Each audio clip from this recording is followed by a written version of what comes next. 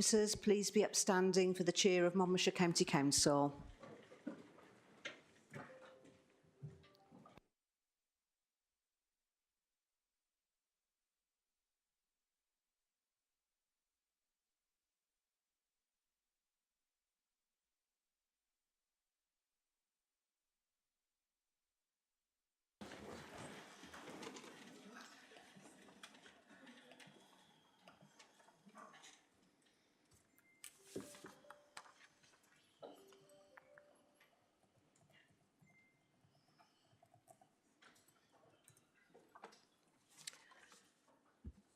Good afternoon and welcome to this Monmouthshire County Council full County Council meeting on this Thursday, the 18th of July in the Council Chamber in County Hall, Usk. It's my pleasure to welcome my fellow councillors, officers and staff, along with viewers watching online. I would like to remind councillors online that they must keep their cameras on at all times and to use the hand up facility that will appear in the chat if they should wish to speak. I'd also like to remind everyone to turn their mobile devices to silent. And depending on how we proceed, my intention is to have a courtesy break every 1.5 to 2 hours, but I'll wait for a natural break. If you're panicking, put your hand up.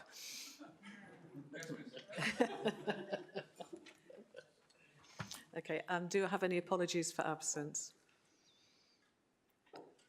Councillor John. Afternoon, Chair. I have 3 colleagues who are running a little late, Councillor Davis, Councillor Murphy and Councillor Edwards, but they should all be with us shortly. Thank you. And apologies from Councillor Stevens. And Councillor Lucas. Councillor Howarth. Yes, good afternoon, Chair. Councillor Bryn gives her apologies. Thank you. Thank you. Anyone else? Did you get Councillor Stevens? Councillor Garrett. Councillor Stevens as well. Thanks. Okay.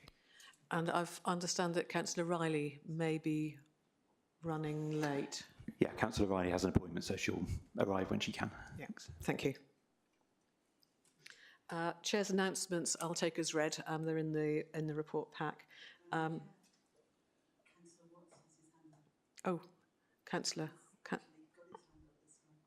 Councillor Watts. No, it's my kit again. I do apologise, Chair. It's a legacy hand from probably 3 meetings ago. I promise you, I haven't pressed the button. Okay. Just ignore me. I wouldn't do that. Thank you. So item 4 would be to confirm the minutes of the meeting held on the 16th of May.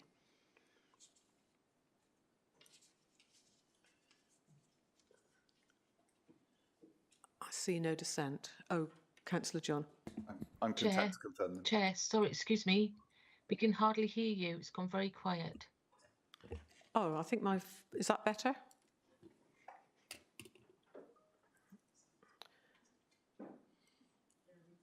No, it's still quite faint, Chair. Okay, we'll just have a wait for a second and we'll see if we can change that. It's quite audible in the room. Yes. Oh, excellent. Good. Sorted. Thank you. So Councillor John was proposing that we accept the minutes, and seconded by Councillor Howarth. Thank you. Before we go on to the next item on the agenda, I'd first like to invite Councillor John.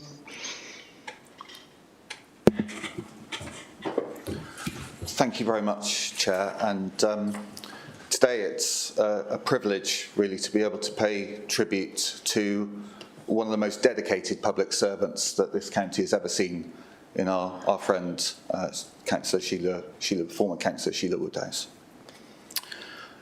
Sheila Woodhouse was a councillor here for 1 term, but the imprint that she left on this council went far beyond that.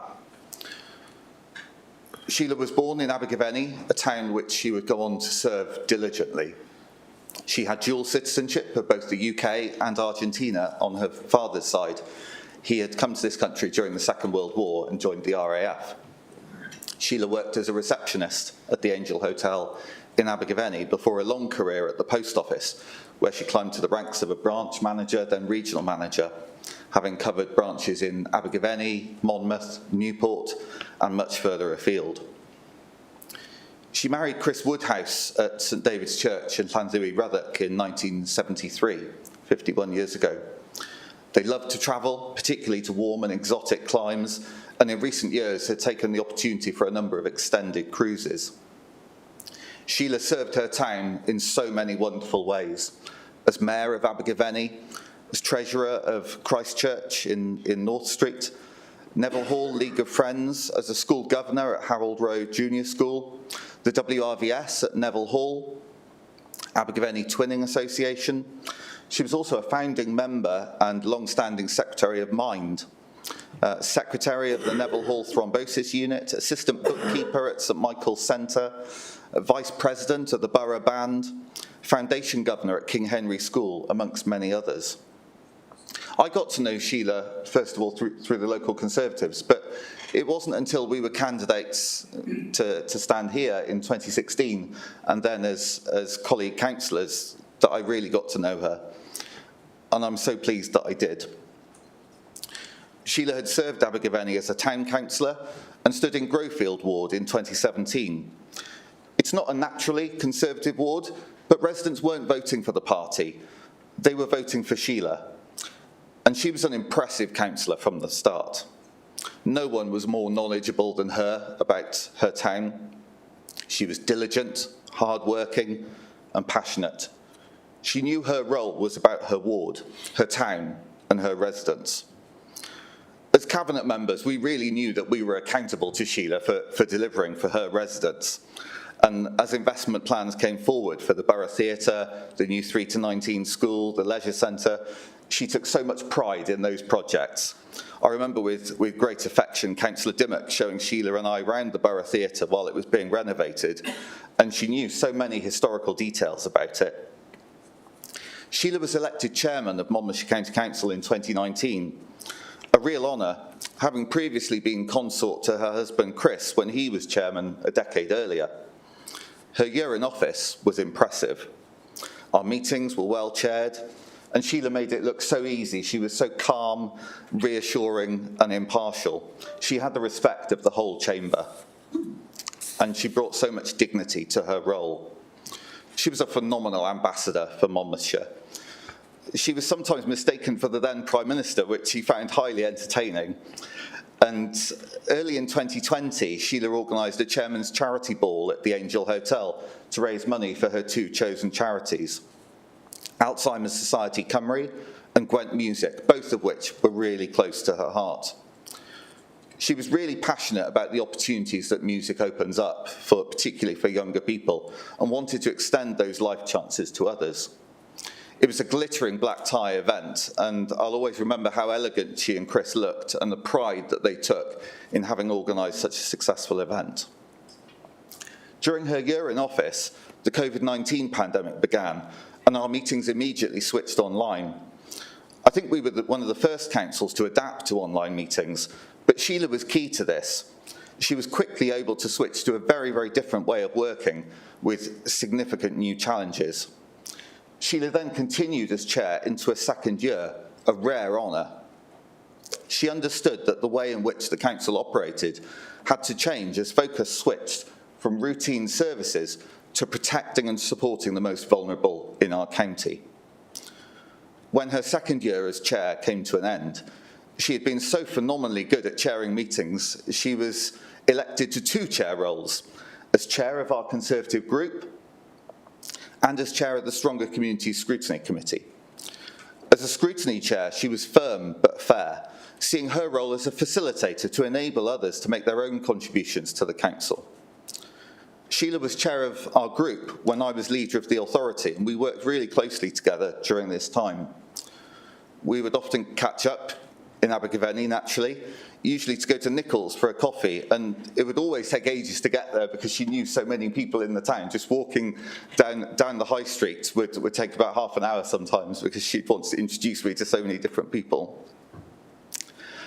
As chair of our group, she always recognised the pastoral part of her role, that she was there to support members of our team. We were in the months running up to a challenging election, and the pressure on everyone was significant. particularly on me as leader, and I will always be grateful to Sheila for the support that she gave me personally. I knew I could always speak to her in confidence, seek her counsel on a wide range of matters, but particularly challenges we were facing. I wrote to Sheila during her illness, reminiscing about the times we'd had as colleagues together, the bonds of friendship within our group, and how much we missed her. Our thoughts are with Chris, and our thanks go to all those who supported her through her illness, including Father Malcolm, but also to St David's Hospice Care, ABI Care, Velindre Hospital, staff at the Grange and Neville Hall, Glaslyn Court, and the many district nurses who helped care for her in recent months. She was loved by so many. I will always remember her dedication to public service, her sense of duty, and her kindness. Abergavenny and Monmouthshire are better places because of the contribution, the unique contribution that Sheila made and the impact that she had on all of us. Thank you very much. Thank you, Councillor John. Councillor Grucott.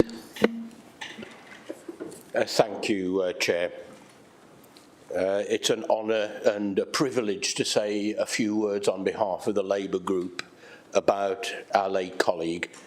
And with so many of new colleagues here who won't have known Sheila, she was a brilliant colleague and admired by every member of the chamber, whatever their political background.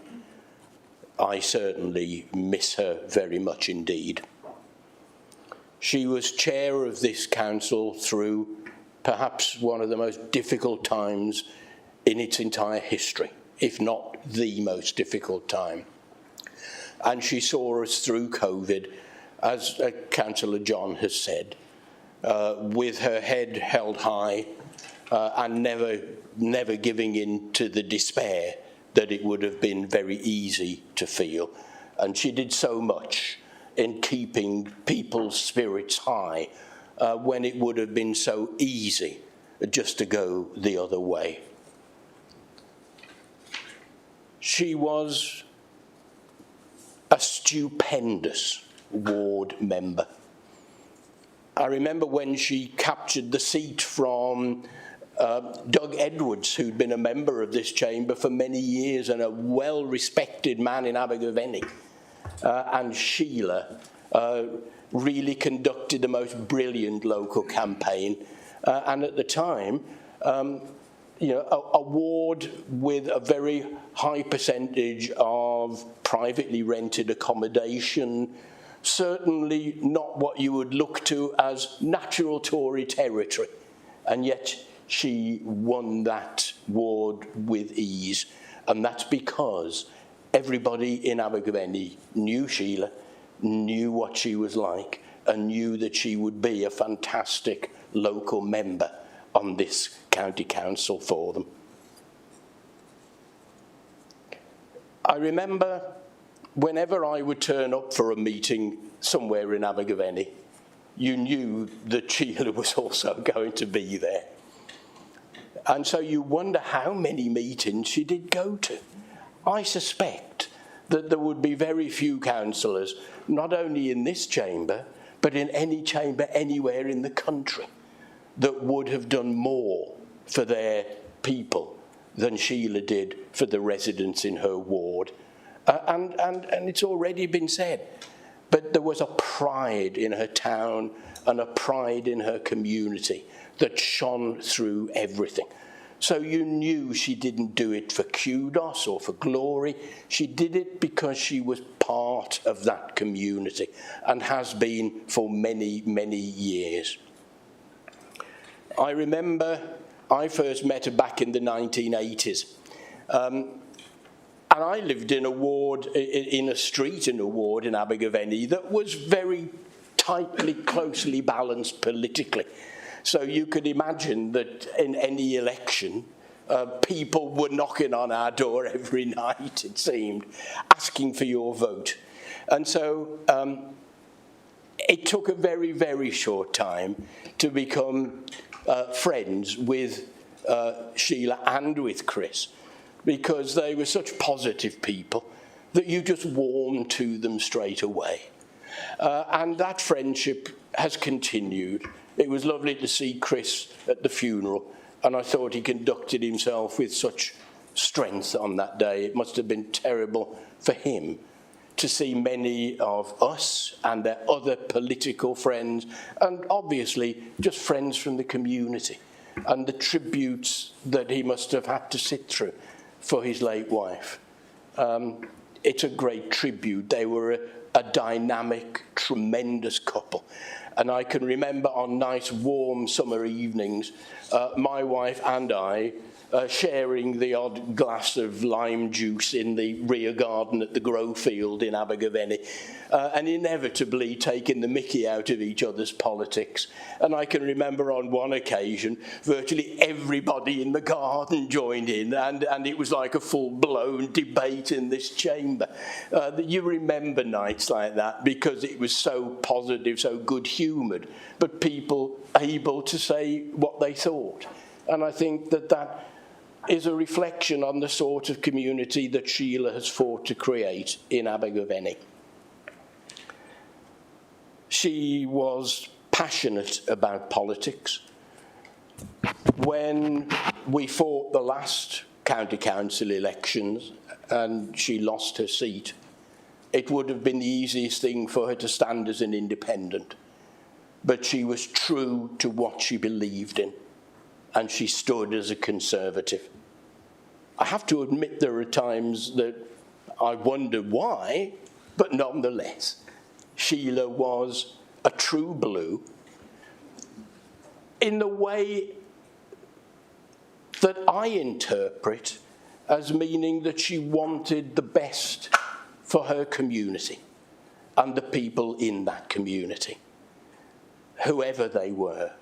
And that was Sheila through and through. I couldn't believe it when I heard about her illness.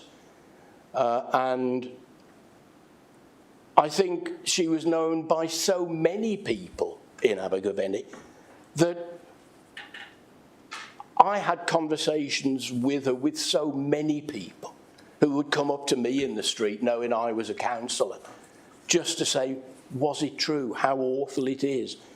And I don't know anybody in Abergavenny who was as well known as Sheila Woodhouse. And that is a tremendous thing for her. And it's a great way by which we can remember her. Her contribution to the county, to debate in this chamber, and to the community that she has left behind. I hope that I speak for everybody, and I'm sure I do, in saying we will remember Sheila Woodhouse for many, many years to come. Thank you, Chair. Thank you.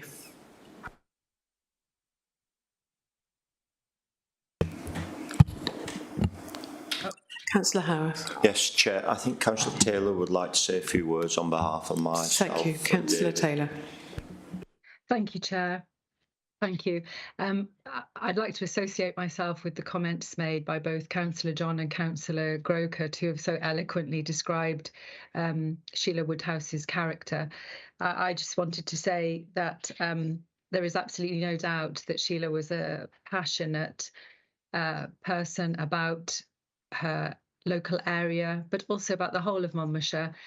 And although she was passionate, she was always so calm and so composed, especially in the chair under exceptionally difficult circumstances during the pandemic. But one could see what a champion she was for her town of Abergavenny, but also for the whole of the communities that we served. She served with compassion, kindness, and was so, I think, caring. She was so well respected across the chamber. And finally, I also got to know her because she was a neighbour of my sister-in-law, and it's not surprising that she was the one to be asked to look after the garden, which was so well cared for when required. But yes, thank you, Chair. Thank you. Councillor Powell, who'd like to say something. Thank you very much, Sheila was a true, wonderful lady, and she was the best friend I have ever had. Before she was taken ill last October, I had applied to get her a Royal Award because I thought she deserved it. Unfortunately, I was not successful, even though I had help with the process and had many, many letters supporting me. It wasn't to be. She was an amazing person, and as Richard has said, was involved in nearly everything. Everything that went in Abergavenny and further afield. And if you wanted anything done, you asked Sheila. My husband used to say that we should have our own private phone line because we were on the phone all the time. And it was so sad to see her fading away in those last few weeks. And I shall miss her greatly. Thank you. Thank you, Councillor Powell. Councillor Lane.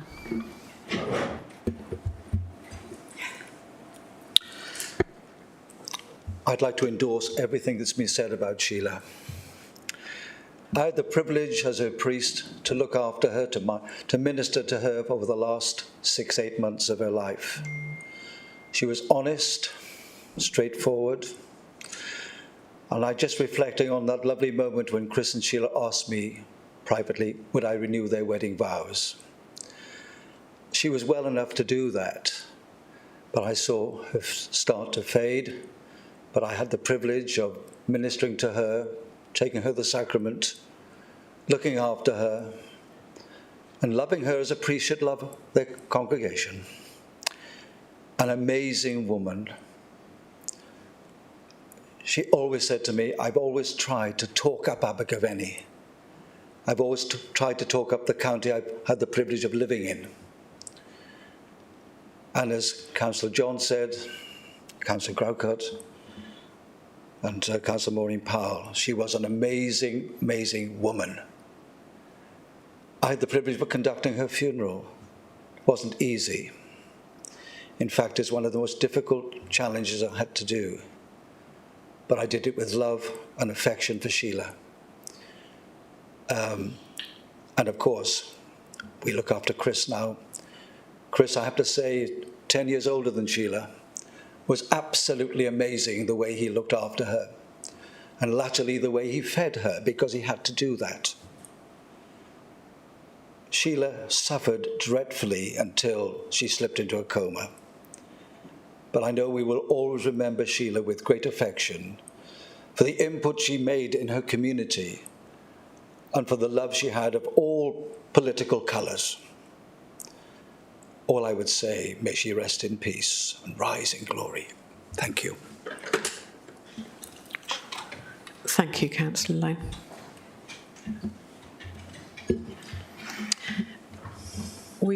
I should have, my apologies, I should have done this at the start, a sort of bit of housekeeping. I didn't ask for any declarations of interest, and we should note at this point that the final item on the agenda will be a point of conflict of interest for the SLT, so they will be leaving the meeting at that point.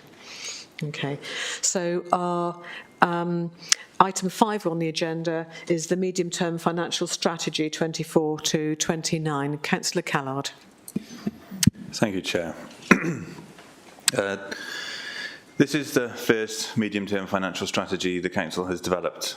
The strategy sets out a path and approach for the Council to secure a sustainable financial future, one that allows the Council to deliver its policy aims and objectives as set out in the Community and Corporate Plan. For the first time, it takes a longer view, extending our horizon and facilitating a more proactive and preventative approach. This financial strategy sits alongside the Council's Community and Corporate Plan as part of our strategic framework. It sets out and provides the context for our current financial position, and it details the risks, opportunities and cost drivers that will influence this over the next 5 years. The strategy also looks to create a line of separation between the medium-term financial strategy and a medium-term financial plan, with the former there to inform the latter. Notwithstanding that the strategy draws on the most up-to-date medium-term financial plan modelling available. The financial strategy is set out in 3 distinct parts. The first part, where the organisation is now, which is framed as the challenge, where we analyse the Council's current financial situation, including its main sources of income, its main financial commitments, and the level of reserves that it holds.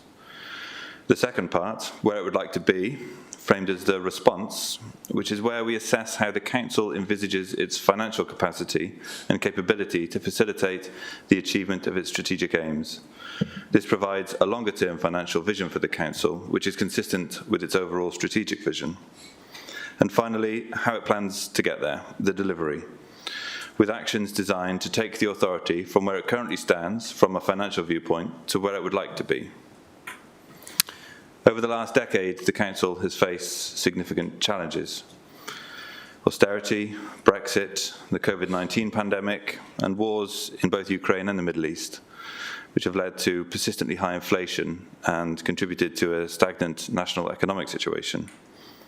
These financial impacts are felt both in terms of price and wage inflation, high demand for high-cost services, such as social care and homelessness, and it has an impact on the cost of borrowing of increased interest rates. Since 2010-11, the core funding from Welsh Government has increased from £99 million to £126 million, a 26% increase in cash terms, but a 15% reduction in real terms. Overall, £77 million worth of savings have had to be delivered from the annual revenue budget since 2010-2011. A four-year forecast for the medium-term financial plan is included. It highlights £34.7 million more in savings to be delivered over the medium-term financial plan to ensure a balanced budget is achieved. This is a base case scenario with sensitivity and risks considered later in the strategy. The requirements for these savings are also front-loaded in that the burden falls earlier in the period rather than later. The authority's medium-term financial plan model is continually updated. The brought-forward modelling contains the base budgets of the authority overlaid with assumptions that are then updated in the light of updated data and information. And this allows prudent changes to be made to the modelling to enable the gap between resources and expenditure to be highlighted. External data from sources such as the Office for Budget Responsibility and the Wales Fiscal Analysis Unit support the budget assumptions applied within the modelling. This is further supported by the work that Welsh local authorities produce through the Welsh Local Government Association that allow the assumptions that are made throughout the budget and financial planning process to be validated and challenged. The modelling assumptions are detailed on pages 18 and 19 of the strategy, and this is followed by analysis of the sensitivity of these assumptions and alternative scenarios. I'd like to thank the Governance and Audit Committee and the Performance and Overview Committee for their feedback of the strategy during recent scrutiny, and in order to incorporate some of their suggestions to the strategy, I'd like to amend one of the recommendations to Council to read the following. To consider and approve the Council's medium-term financial strategy for the period 2024 to 2029, providing the strategic framework for the medium-term financial plan to adapt over time to changing context and circumstances, subject to changes resulting from scrutiny feedback. I'd also like to thank the officers involved in putting this strategy together.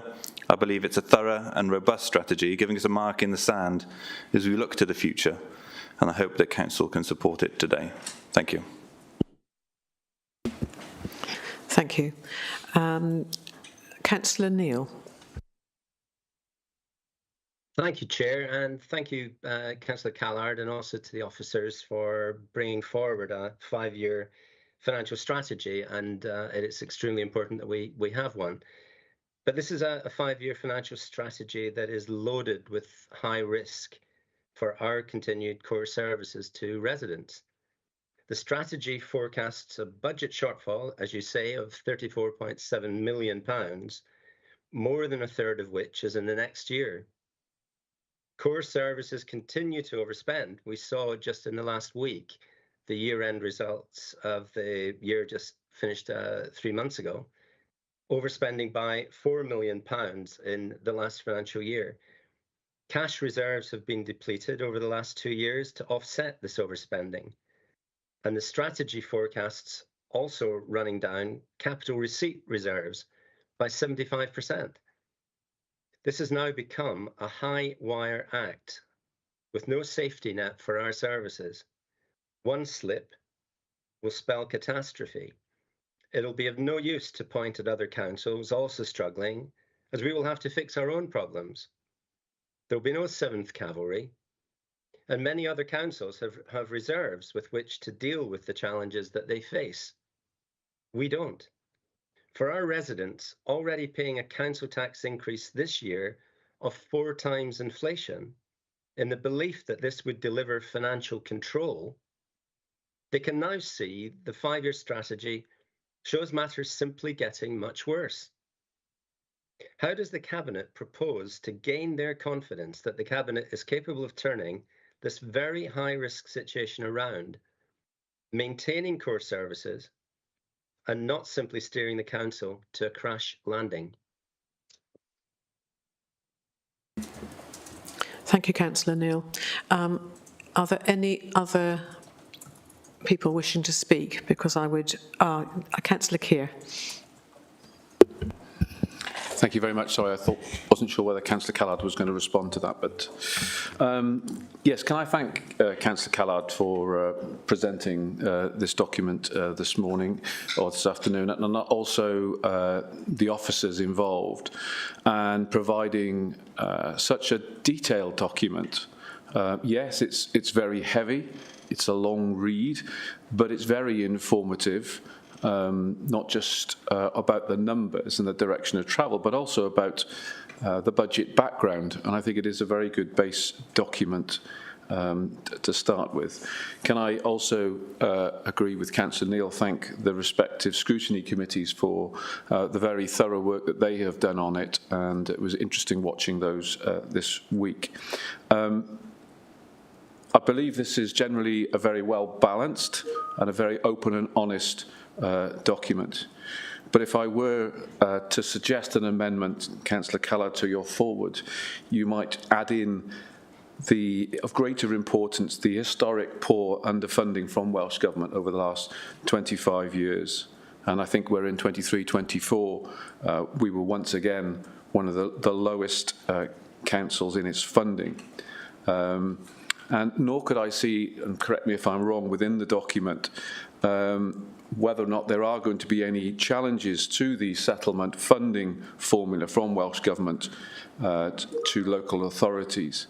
I know when I've been talking to my residents over the last 2 months, they've been quite horrified to find out that some local authorities have got hundreds of millions of pounds in the bank in reserve and earning a good rate of interest at the moment, which again is helping to contribute to running council services, and how inequitable it is when Monmouthshire, as we all know, is really scraping the barrel on its reserves and bumping along the bottom. Having praised the background to the document, my long corporate finance background here makes me naturally suspicious of 4- and 5-year business plans or documents such as that, especially where there are so many moving parts, in which the document refers to the unpredictability in many of those moving parts. And I say that because it's for a simple reason, because early divergence from a plan can escalate very, very quickly, and it's very challenging to bring back, as we all know. And this is all against the background of demand-led services and the complexity of those, and those which have caused the overspends that we've seen over the past 2 years. I'm very pleased to see the sensitivity analysis that's been undertaken. I think that's very sensible. But it does also show how potentially, as Councillor Neil says, the slippages could see us further adrift. As Councillor Neil says, there's £34.7 million of overspend, savings that are going to be needed, and of course with 12.2 million, I think the figure is, to be delivered in the first 12 months. And that is caveated in the plan by saying if the proposals are delivered successfully. There are a number of concerns that I do have. The structural deficit and the direction of travel of the school budgets. And I strongly suspect that the 13 schools mentioned at year end as being in deficit will be much greater when the July review is completed. I note the concerns in the document, also the words within it, the capacity to deliver service change at a scale and at a time when demand for services is high and capacity is under strain, and where demand for capital spending is more than MCC can offer, all on the background of low reserves. Also a concern to me, obviously we say that I think it's 38% of our income comes from council tax, and the Welsh Government review of council tax bands, I am concerned, is going to disproportionately affect our residents and put further pressure on them. Once again, just because you might have a big house doesn't mean to say that your ability to pay is any worse off than some others. The 23-24 outturn documents give many references to savings to staff vacancies. And the Performance and Overview Committee raised some very good questions with regards to staff pressures, the staff morale, and the mental health of some of the staff. I note that the document also makes many references to budget savings because staff vacancies have not been filled.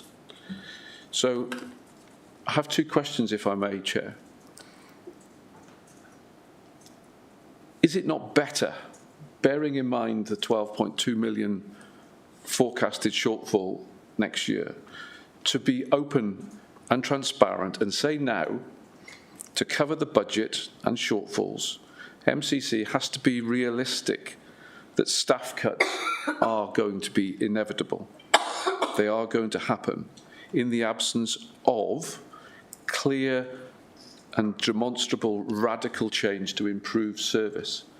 I don't see that at the moment.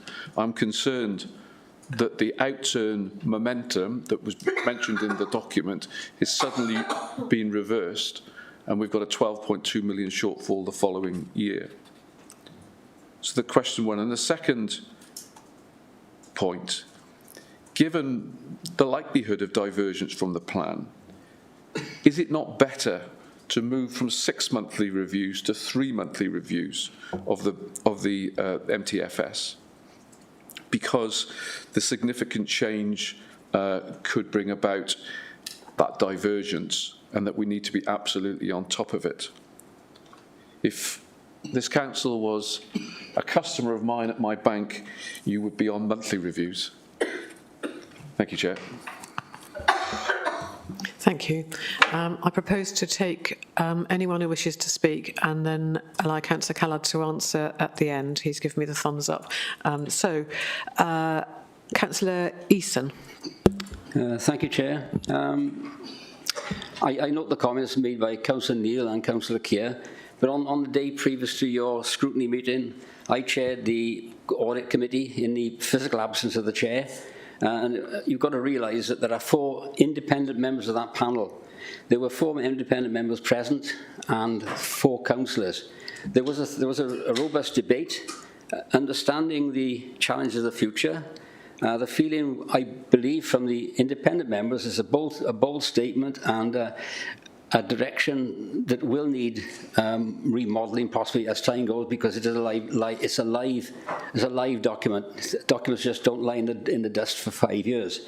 So I don't really agree with the analysis of Councillor Neil and Councillor Keir at this moment, but I believe that the Audit Committee and those members gave this council a drive forward with this particular paper in the future. Thank you, Chair.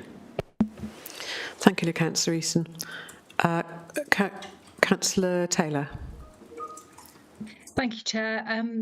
2 points. I note that the strategy assumes a 3.95% council tax increase year on year, but also notes the very limited usable reserve cover and notes that this is exceptionally low compared to other Welsh local authorities.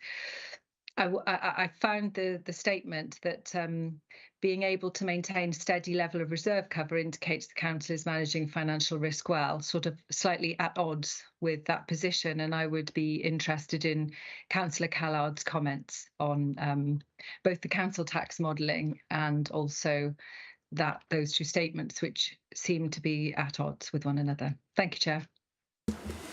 Thank you. Councillor Chandler. Yeah, thank you, Chair. I suppose I just wanted to clarify maybe some of the remarks from Councillor Neil and Councillor Keir, and I suppose, you know, it's a measured response and appreciate that, but at the same time, I suppose their professed concerns about financial stability of the council are good, but I don't see that as compatible with when we last debated our budget. They were both opposing the savings that we were proposing and also opposing the measures that we were trying to put forward to raise our income. That is not a course of action that is consistent with trying to promote financial stability. So I did want to really raise that one and put that one out onto the surface. And I suppose the other thing is I'm a little bit unclear and actually concerned about Councillor Keir's assertion that we could be making staff cuts instead of making cuts to services. Staff cuts, if we were to make them, and we have made staff cuts in part of our budget savings over the past 2 years, those staff cuts would result in effectively a cut to services. So again, I'm a little bit worried about that narrative that seems to imply that you can have your cake and eat it. And I think we've all got to be responsible and work together to recognise we're in a challenging position, but we're managing that position and we're taking steps to deal with it in a responsible way. And I think that is to be applauded. Chair, could I just have a point of clarification, please? Just to clarify what I said, Councillor Chandler. I did not say that we should. I said, is it not better to? Should we consider it? Thank you. I did not recommend the staff cuts. Thank you. Thank you. Councillor Chandler, that was just the implication that came across, but I accept Councillor Keir's clarification.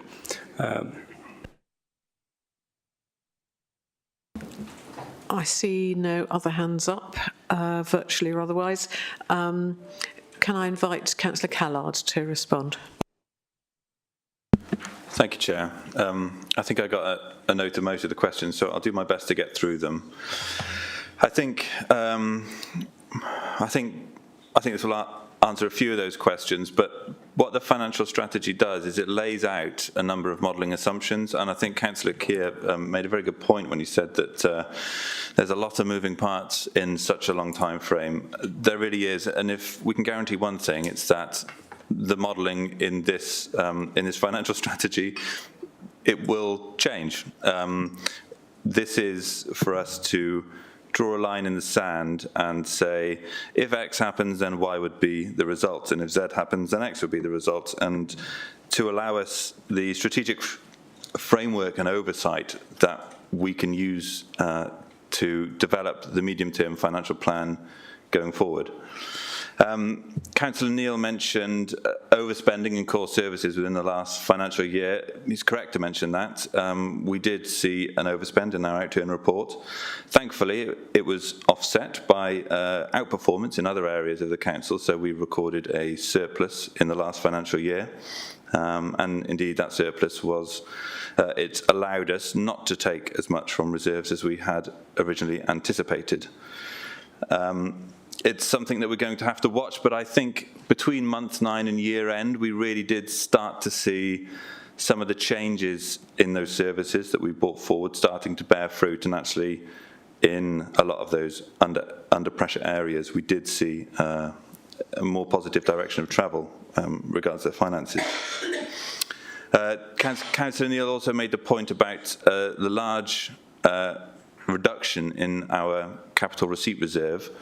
It's true there has been a large reduction, but it's been to fund the new 3 to 19 school in Abergavenny. So there is a very good reason behind it. And having attended the old King Henry School, I'm glad we're getting a new one because we certainly need one, and I'm looking forward to it opening next year. Councillor Keir also mentioned the fact that the forward did not allude to the poor settlement that Monmouthshire gets from Welsh Government on a per capita basis. We went through this in scrutiny, and it's one of the items that we plan to adjust going forwards in the plan because I think it's a point well made that should be in there. And you also alluded to the situation with the school budgets being concerning. It is concerning. It's definitely looms large on our radar, and we are currently working with the schools as they bring forward their recovery plans for those schools that set a deficit budget. They're due at the end of this month, and we will work through them with those schools and do all we can to support them through this financial year. There was also a point, forgive me, I can't remember who made it, it may have been you again, Councillor Keir, about staff pressures resulted from holding vacancies. We appreciate all of our staff do for us, and we understand that some members of staff, you know, they are stretched at the moment, but we haven't seen a recent uptick in leave as a result of that. We will support them, and where we do need to reduce staffing levels in certain areas, it will be done naturally as people change and leave roles. And on your final point about 3 monthly reviews rather than 6 monthly reviews, I would just reassure Councillor Keir that this is you know, a weekly topic debate with myself and the officers. So it's not that there's not enough conversation around the situation as it unfolds and as it will continue to unfold, but that 6 monthly reviews is an appropriate timescale when it draws on so much officer resource and cabinet resource to do so. But I'd like to reassure you that it's very much you know, front and centre of my mind, and it gets reviewed regularly on an informal basis. On Councillor Taylor's point about council tax, the council tax increase that is contained within the strategy, I'd just say that is a modelling assumption, just as our increase in funding from Welsh Government is a modelling assumption. It just allows us to draw out the gap between our expected funding and our expected expenditure in the coming financial years. You know, it is by no means a proposal for what council tax will be next year. And I didn't quite catch your second point, Councillor Taylor. Chair, would you mind if Councillor Taylor is able to repeat it? Because sure. It dropped off my list, so I apologise about that. Councillor Taylor. Thank you, Chair, and thank you, Councillor Callard. So it was really trying to clarify, if you are able to at all, Councillor Callard, two statements in the strategy which talk about. So the one talks about our very low level of reserve cover compared to other local authorities in one point, but then it talks about our ability to maintain that steady level of reserve cover suggests that the council is managing financial risk well. And I wonder if you were just able to comment on those 2 points. Thank you very much, and thank you for allowing that, Chair. Thank you, Councillor Taylor. I think it's a point well made about our reserve position. We currently hold more than the minimum recommended level, although, you know, we're in that kind of ballpark. I don't deny that. I was pleased that due to our outperformance in the last financial year, we were able to draw less on reserves than we initially anticipated. And you will see in the strategy that we are, you know, hoping that we will get a mild improvement in our reserve position over the period of time in the strategy. Although I would say that when our services are under pressure and we are in a high demand environment, I would rather us prioritise the funding of those services rather than, increasing our reserve position. Our reserve position is such at a level now where it's stable, it covers us for anticipated risk, and I think funding at the moment will be best placed to support our services rather than to put a load of money in the bank, as it were. Thank you. Thank you. I'll shortly invite us to vote on the approval of this report. There are, I think, a couple of amendments which came to light through the scrutiny committees, but not in time to go into the documentation that we've received. So I think that's going to be typed into the chat. Is that right? So you can... So the amended recommendation will be going into the chat. There it is.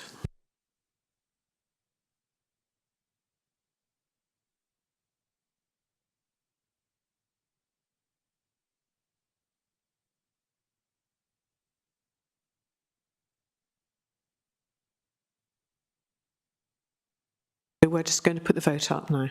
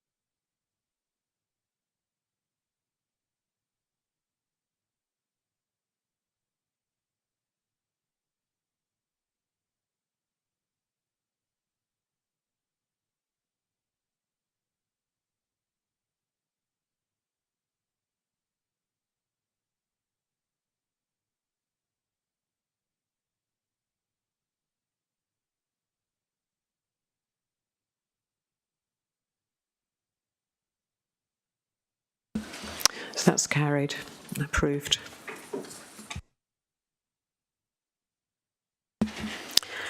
Item 6 on the agenda, the Older People's Champion, Councillor Chandler.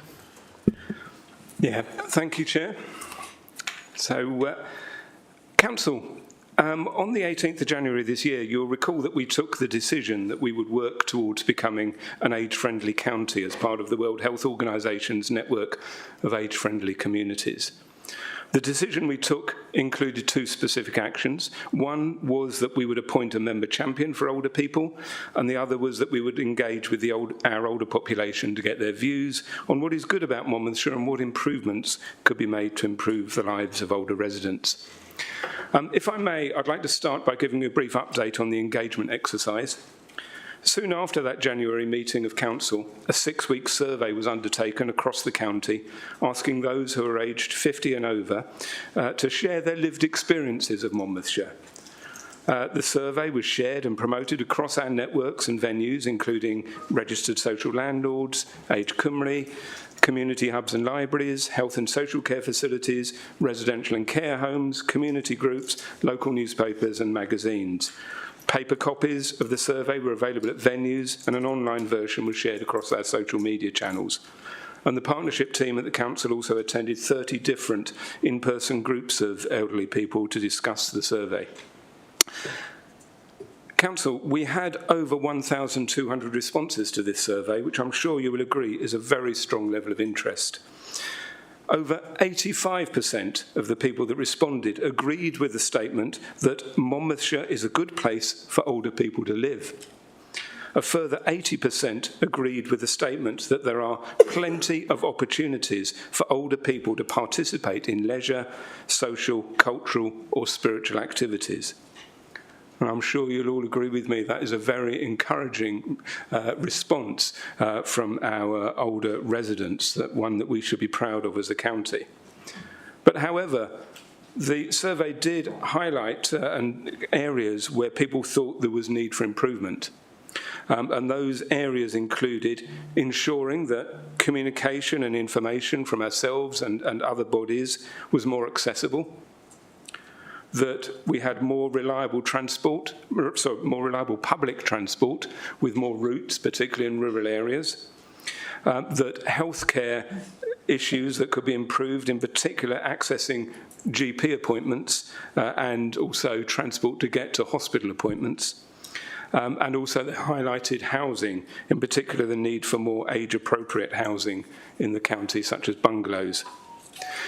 Now, Council, we will be doing more analysis of these results, and we'll also be doing further work with older people and our partners to develop a shared action plan. And I anticipate that a report could go to a scrutiny committee in due course for more detailed examination, if the committee so desires. I'd now like to turn to the appointment of our member champion for older people. As a quarter of our residents are aged 65 and over, and with that proportion predicted to rise significantly in the coming years, there's a clear need for a member to be able to speak up for older residents and drive through the improvements that are needed to improve their well-being.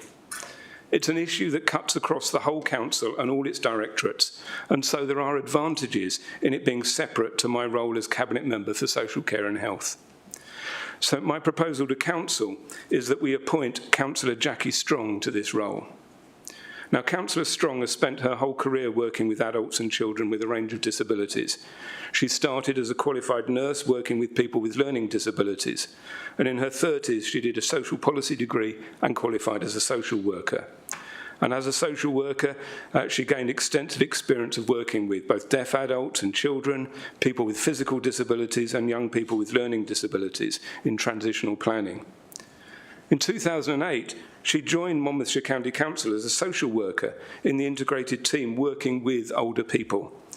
She moved on to join the training team as a practice learning development officer, working with colleges, student social workers and practice educators to support the next generation of social workers. And since being a councillor, you've all seen that Jackie Strong has been actively promoting the rights of carers, disabled people and people with dementia. And I know that she is keen to work with a range of people to make sure Monmouthshire becomes an age-friendly county. So I'm sure you will all agree that she is uniquely qualified for this role, and I hope you all support her nomination. So thank you. So I can see Councillor Dimmock. Thank you, Chair, and thank you, Councillor Chandler, for your introduction. This is a positive move, and we look forward to seeing the work and improvements planned. On behalf of the Conservative Group, I'd like to support the appointment of Councillor Strong to Older Persons Champion. This role is of profound importance, and the Conservative Group believe Councillor Strong will make a conscientious advocate for our older residents in Monmouthshire. Councillor Strong has exemplified compassion and deep-seated commitment in her community, and with her career background, this is testament to Councillor Strong's potential to make an even greater impact in the future with this role across our county. As Older Persons Champion, I have no doubt they will continue to drive positive change, create a more inclusive, supportive environment for our ageing population. I would like to ask, however, do they have any other champion roles planned, and would it be declared in future, and could this be discussed amongst group leaders to consider candidates from all parties going forward to ensure fairness and opportunity for all? Thank you. Thank you. Councillor Strong. Jackie Strong. Thank you, Chair, and thank you, Council, and thank you, Councillor Dimmock, for those kind words. I hope I live up to them, so thank you very much. I just want to say a few words. It's not going to be a long sort of essay or anything. As Councillor Chandler has sort of alluded to, my whole life has been supporting both disabled people, children, families and carers, both professionally and in my own personal life. When I was a teenager, my mum had a massive stroke. She was given 6 hours to live. Overnight, my twin and I became young carers, although we didn't know it at the time, and that has shaped my whole being, really. I've been a passionate advocate as both a sort of teenager when my mum and dad were involved with the disabled women income group, actually sort of challenging the rights of married women to actually get incomes because of their disability. So that goes back a long way. I just want to really sort of just highlight how I see what the challenges are.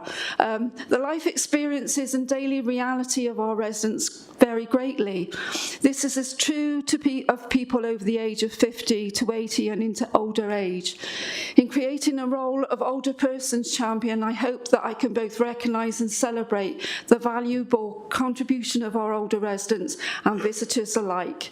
The aim of an age-friendly Monmouthshire should build on the assets of those individuals, their families and communities to live long, happy and successful lives.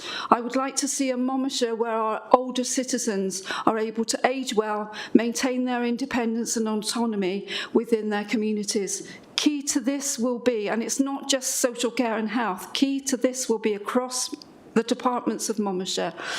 And we need to tackle isolation and loneliness, to support community participation and being able to positively contribute to our own communities, encouraging intergenerational contact and age-friendly workplaces.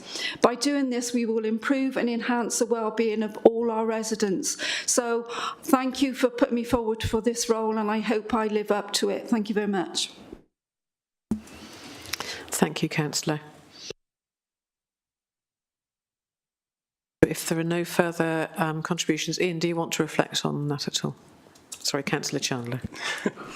Yeah, I mean, just to thank Councillor Dimmock for her support and the support of the Conservative group. And yes, if there are, obviously we highlighted this as a champion role in the Council in January, and if there are further, I don't think we have any immediate plans for other champions, but I think I take your point and we would certainly share and discuss those in advance, because I think it's a point well made. And I just thank Councillor Strong, Councillor Jackie Strong, for taking on this role and for also recognising that in her speech about the diversity of experiences of older people and not stereotyping older people as all the same. And I know the other day when I was in a meeting and I expressed my affection, my enjoyment of drum and bass music, and I think the person was quite incredulous that someone of my age might actually like raving to drum and bass. So we do need to make sure we're not stereotyping our older generations and lumping them all into the same box. So I'm sure Councillor Strong will do a very good job at that. So thank you. Thank you, Councillor Chandler. Now we need to formally vote to receive this report and approve the recommendation. So I'll ask for the vote. Oh, it's there. Thank you. I'm going to say that I haven't got a voting function, but I thoroughly agree that Councillor Jackie Strong should be appointed to this position. Thank you, Chair.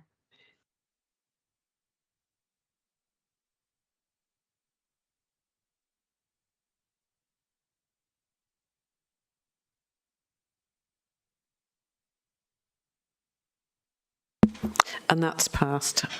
So thank you. Thank you, everyone. One more. I propose to take the next agenda item before we break. But there will be a break after that. So item 7, Chief Officer Report, Children and Young People. Will. Oh, look at his mum.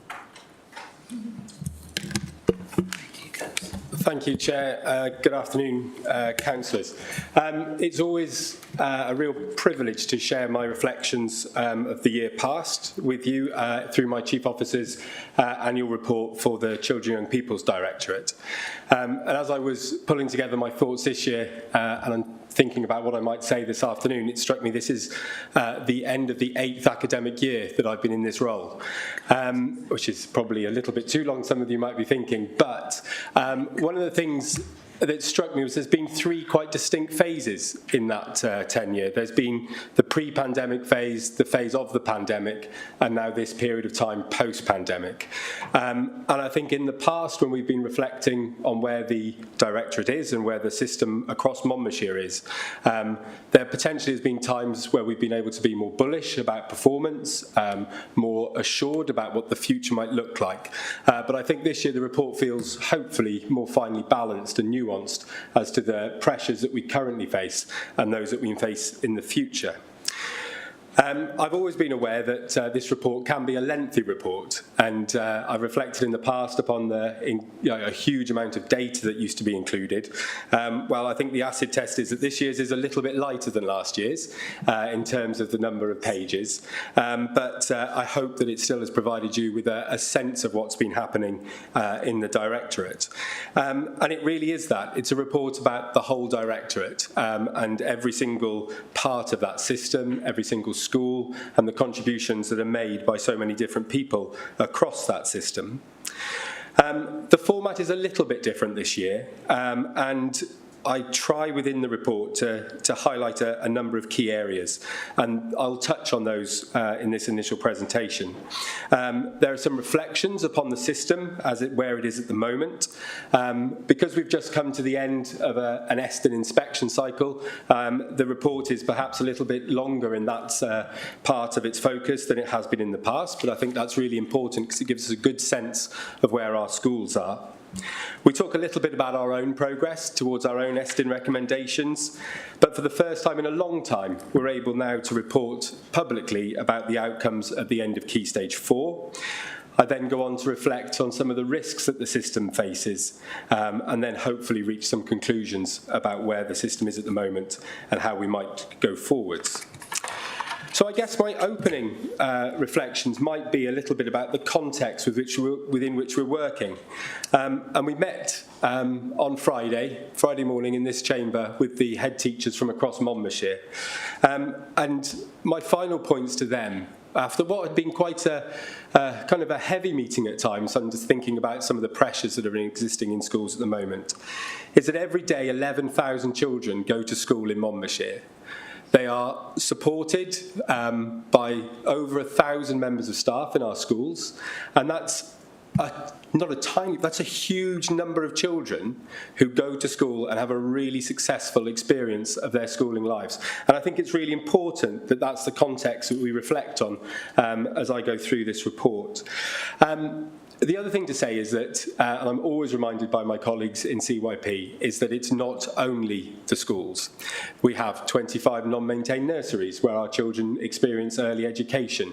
There are kind of a whole range of different settings where children go on a regular basis to experience socialisation, and that's really important. So there's a real breadth and a richness to the experience that children have in Monmouthshire. And I think when I reflect about those 11,000 children in the schools that they attend and the settings that they attend, I think there are some really significant positives as we look back over the year. I think the first thing to say is that we end the Eston inspection cycle with no schools in a follow-up category, which is a huge success. And I think really is testament to the work of our teachers, the work of our school leaders, and all of the support staff who make sure those schools open and run effectively and efficiently every day. But it's also testament to the work that colleagues in MCC do, our colleagues in the EAS do, to support those schools, to make sure that they are able to understand what they need to do to keep improving. And for those schools who do find themselves, and you'll see in the report that there have been schools who do find themselves needing to improve, that they're able to do that quickly and in line with our expectations. But this year hasn't been without its challenges and without its risks.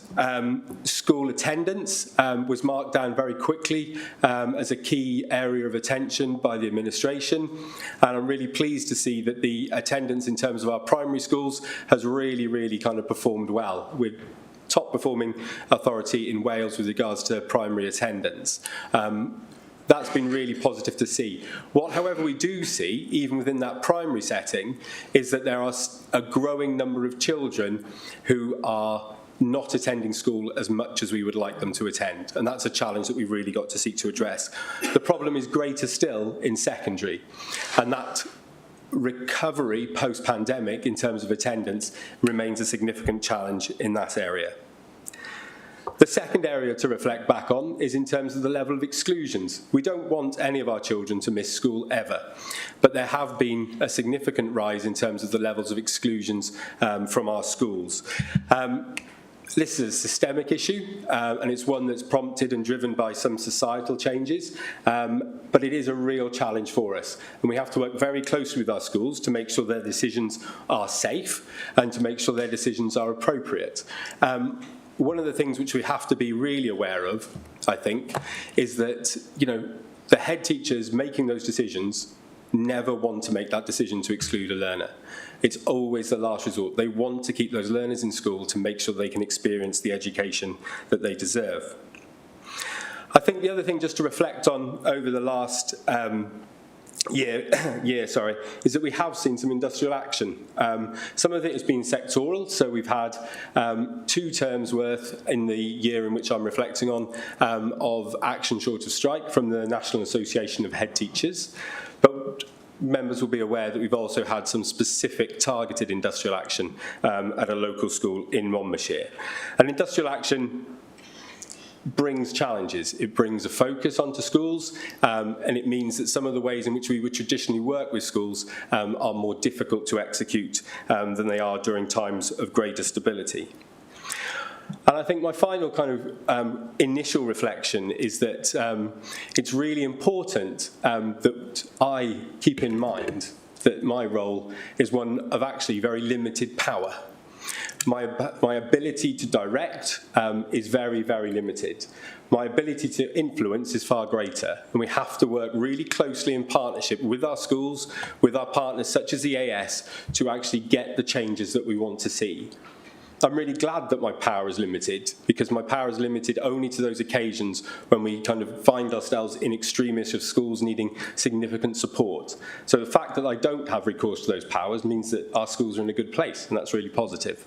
But the influence and the partnership is going to have to be the way forward if we're going to continue to promote and improve the education that our children receive, that those 11,000 children receive. Wales itself is facing challenges in terms of its education. I think everyone will be aware of the challenges to things like PISA, those outcomes which are set out on page 9 of the report. You can see there Wales's performance in the last set of PISA outcomes was not as strong as we would wish to have seen. And in fairness, in terms of the Welsh Government's own assessment of attainment and its personalised assessments of learners, that fell back from where we would have expected it to be as well. So there's clearly an issue that we're trying to address within Wales. And that's a countrywide issue and challenge that we're seeking to address. And it's challenging because we're doing that against a decentralised system, because we have a new curriculum for Wales which is premised on what each individual school thinks its curriculum should look like within the context of its own learners and for its own learners. So ensuring consistency across that can be a challenge for authorities and for our partners. But it's right that our learners receive a diet of education that is focused on their needs and reflects their communities as we go forward.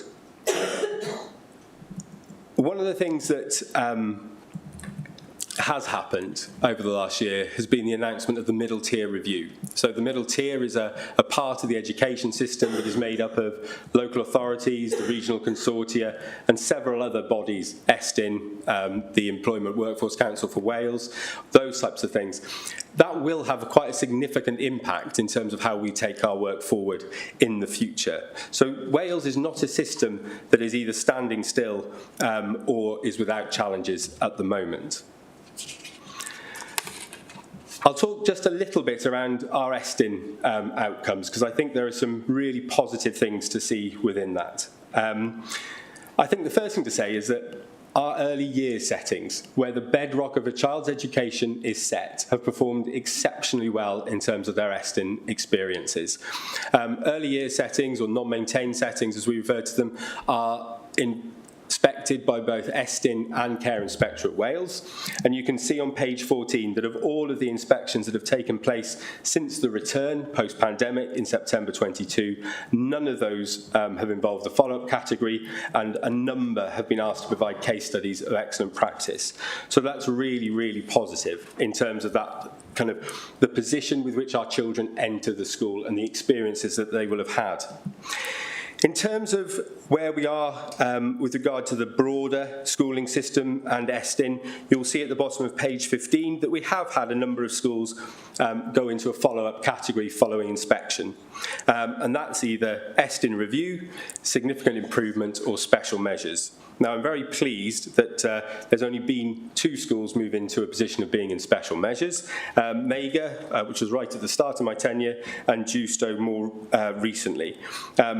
Both of which came out from special measures very quickly, in line with the expectations of the recovery in terms of our view of how long that recovery should take, and in terms of our colleagues in the AS. So I think that is positive. They did take a huge amount of work and support to do that, but anyone who's visited either of those schools will recognise they are really kind of vibrant and purposeful and engaging learning environments now.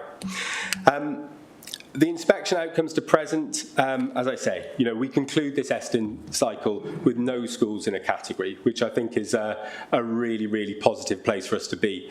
And as we look forward to the next round of inspections, we can do so with a degree of confidence that our schools are well placed to develop and deliver into the future. I think it's worth, and I won't go through them all clearly, but on page 17, it draws out some of the strengths that have been identified by our inspectors as they visited our schools. And just to pick a couple of highlights, provision for well-being and its impact on pupils and staff is a strong feature in nearly all schools. It's really important. That's been a key focus for us. We see that behaviour in many schools is good and supports learning well. Governors have a good understanding of their role, they discharge their duties effectively. Schools are a welcoming environment where pupils feel safe and secure. And I think finally, and hugely importantly, there is a strong culture of safeguarding in Monmouthshire schools. So the inspectorate are recognising some very strong and pleasing aspects across Monmouthshire. But there will always be areas for improvement. It would be remiss of me to pretend otherwise. And you can see then, in terms of the emerging themes, we still need to focus and work on our self-evaluation processes and really focus on the impact that the actions we have on the progress that our learners make. We need to think about our skills, so our literacy skills, our mathematic and numeracy skills, and our digital skills, and how we use those across the curriculum to maximum effect so that learners can take those forward. Welsh can remain a challenge for some of us. For some of our schools, it's an absolute strength, and we see amazing practice in terms of Welsh language usage, but it can be a challenge for some of our schools. Assessment can be challenging, especially in light of the new curriculum, and assessment and progression is one of the key areas which the Cabinet Secretary now is still talking about, potentially more advice and guidance being needed for our schools if they're going to make that really, really effective in supporting learning. And it's really important that we differentiate between thinking about assessment being something which supports learning rather than being something which is summative and used to kind of for accountability purposes. We assess so that we can understand how our children are learning, how we can help them learn more into the future. And finally, we need to think really clearly about pupil independence. So they're not reliant upon teachers, they're not reliant upon other adults in the class, that they're able to really, really make progress for themselves. I think I'll move on and I'll talk a little bit about Key Stage 4 outcomes, if that's okay, because this is the first time in a little while we've been able to do that, and I know it's something which councillors have been wanting to see. There are a handful of measures that are now published in terms of the outcomes that we understand at the end of the statutory schooling, and they're set out from page 24. There are 2 key ways they're measured. One is in a comparison to your family of schools, and we set out on page 24 how that family of schools is constructed. And for Monmouthshire, we have 2 schools in the second family, or the second least deprived family. We have 1 school in the third least deprived family, and we have 1 school in the 5th least deprived family. So our schools are definitely towards the top end of those families, but there is actually quite a spread across Monmouthshire. So Monmouth Comprehensive School and Chepstow are the 2 in the penultimate, as it were, the second highest family. Caldecott is in the 3rd, and King Henry is in the 5th. And you can see in the tables that set out then the scores that our schools achieved, how it compares to their family average, and any difference that exists there. And I mean, just in terms of the CAP9, and the CAP9 is really now the key measure. So that captures the performance of a learner across their 9 best subjects. There are 3 compulsory slots: your best literacy, your best numeracy or maths, your best science, and then the other 6 slots can be made up with a range of GCSEs or other level 2 qualifications. And you can see there that Chepstow School clearly performed exceptionally well last year, achieving a CAP9 score in excess of 400 at 412, and outperformed their family by 28.9 points.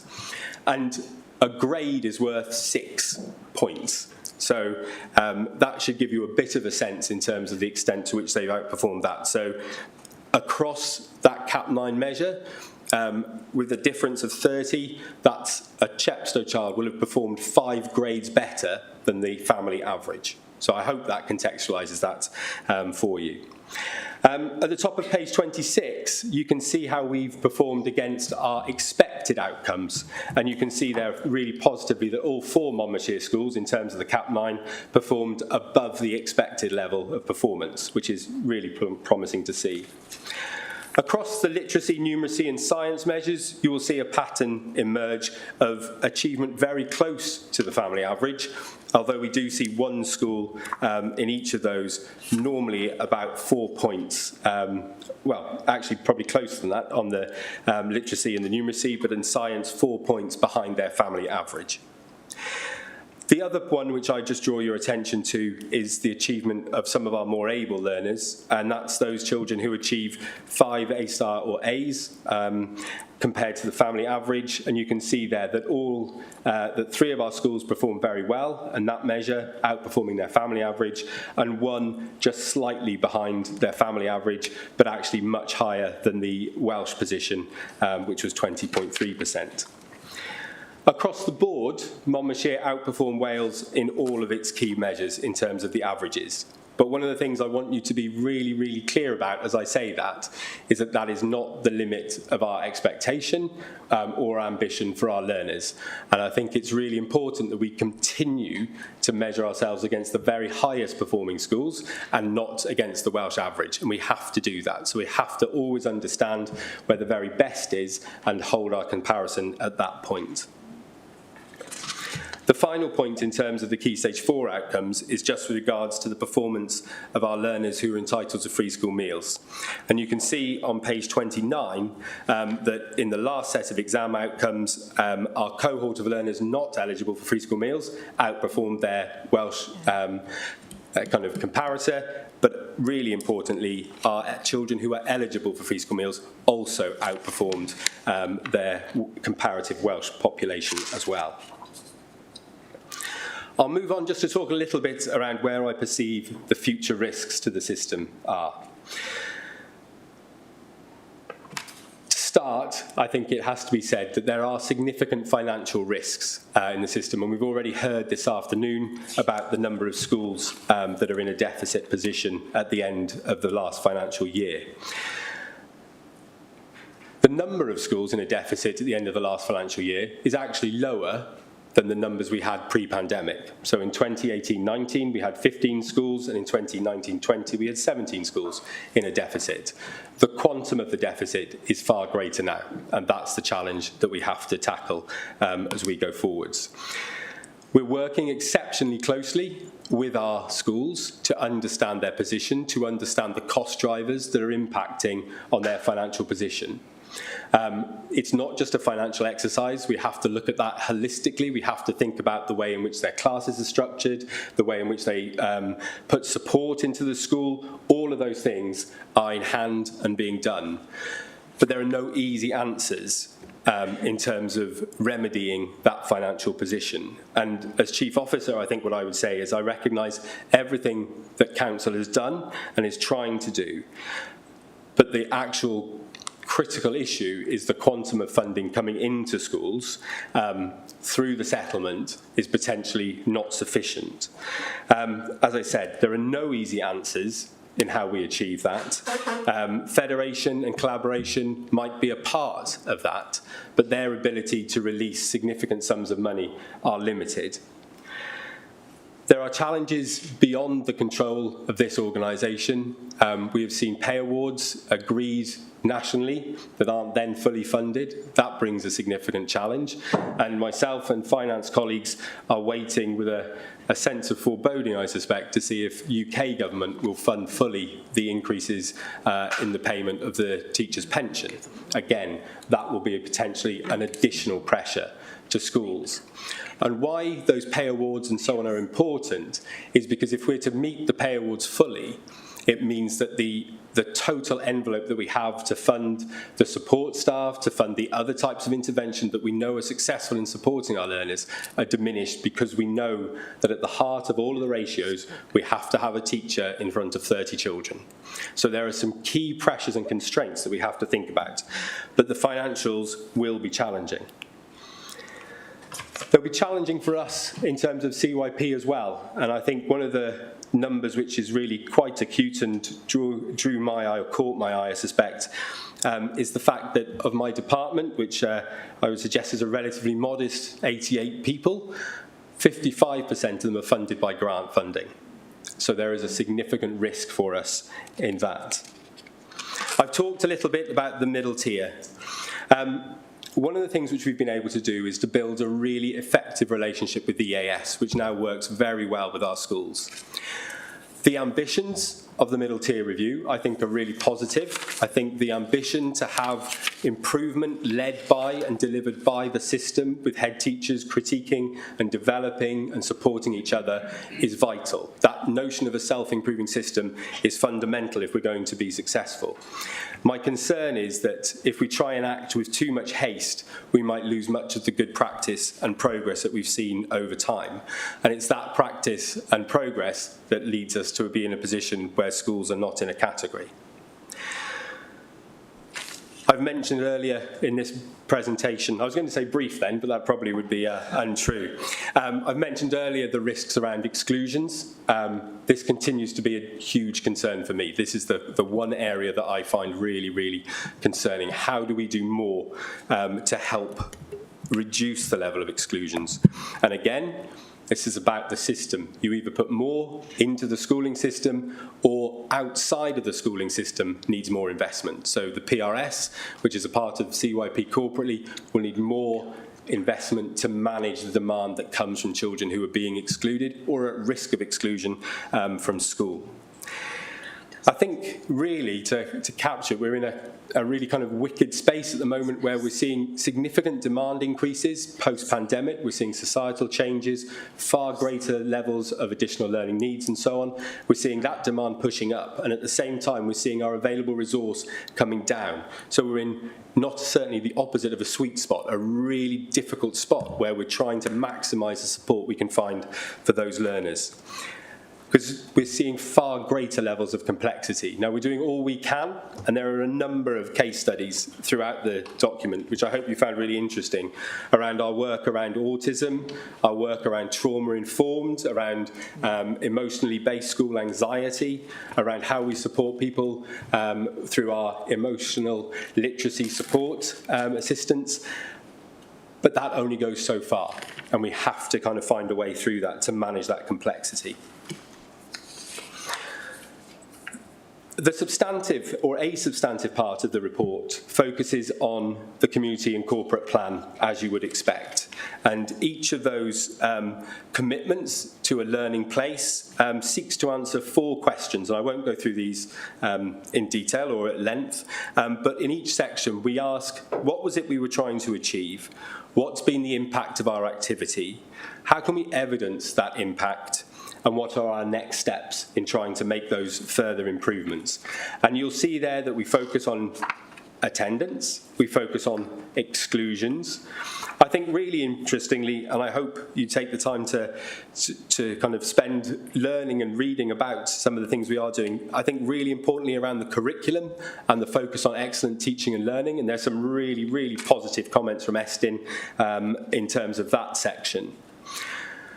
And then the other part, I think, which I'd like just to focus on is where we're saying what we're trying to achieve is a truly inclusive educational system that recognises learners' starting points, their strengths and their educational needs. And that part really reflects on 2 different aspects to that. We've done an awful lot in year with our colleagues in the AS around how we tackle poverty and how we tackle the impacts of poverty in school. So the tackling aspects of poverty training is set out the impact that has had. And there's some really positive Estin comments. The school's approach to tackling poverty and disadvantage is highly effective. Staff work diligently to support the most vulnerable groups by providing specific intervention that impacts positively on the progress in learning. And very often now when we get our Estin reports, you'll see that progress is good for learners and for those who are eligible for free school meals, which is really, really positive. And you can see that in one of those comments. Pupils eligible for free school meals progress well from their individual starting points and achieve well against their individual targets. So that focused work in terms of those people who are affected by poverty is really, really critical. But also, we also feature in that section the work that we're doing for those children who do have additional learning needs. And again, you can see there some really nice comments from Estin about the way in which we're working to support those learners, which I think is, again, really positive. I think I'll draw to a conclusion. There's a huge amount to be proud of in Monmouthshire schools. There's a huge amount to be proud of in the way in which our learners experience those 11,000 children. When I try and think about what 11,000 children going off to school every day looks like, I think quite an awesome number. And they're going to school, and the vast, vast majority of them are having a really, really wonderful experience. And that's hugely important. They're making good progress, they're achieving good outcomes, and I think that's really good. What we have to do is to make sure that we have got the wherewithal to make sure the resources for those children who might be not in that 11,000, for those children who might have additional learning needs, for those children who are experiencing challenges, do have the opportunity to make the same progress as other children. I think it's really important that members, you don't take any sense of complacency from my presentation this afternoon. There are huge pressures in schools. There are huge pressures getting our children to school, making sure that those children who are in school are participating fully and engaging with their learning. Sometimes I take the opportunity to think about where the system is, to think about the progress we've made. And I think, we've made good progress. To score us out of 10, we've really, really made good efforts over time to make. If we're going to take the next step, if we're going to make the changes that Estin want us to see in terms of excellence, which is one of their recommendations to us, there has to be a continued focus on that. We won't be able to do it without investment. I think that's fair to say. And I think we have to have that to make the change and to make the difference for our learners. I know that there's huge investment going into our schools. This year, £70 million through to the new King Henry 3-19 school. We've seen the construction of the new Ysgol Trefynwy in Monmouth. We've seen work around new early year settings in Trelec. Fantastic opportunities for learners. We need to continue to make those changes. We need to continue to make those improvements for all of our learners.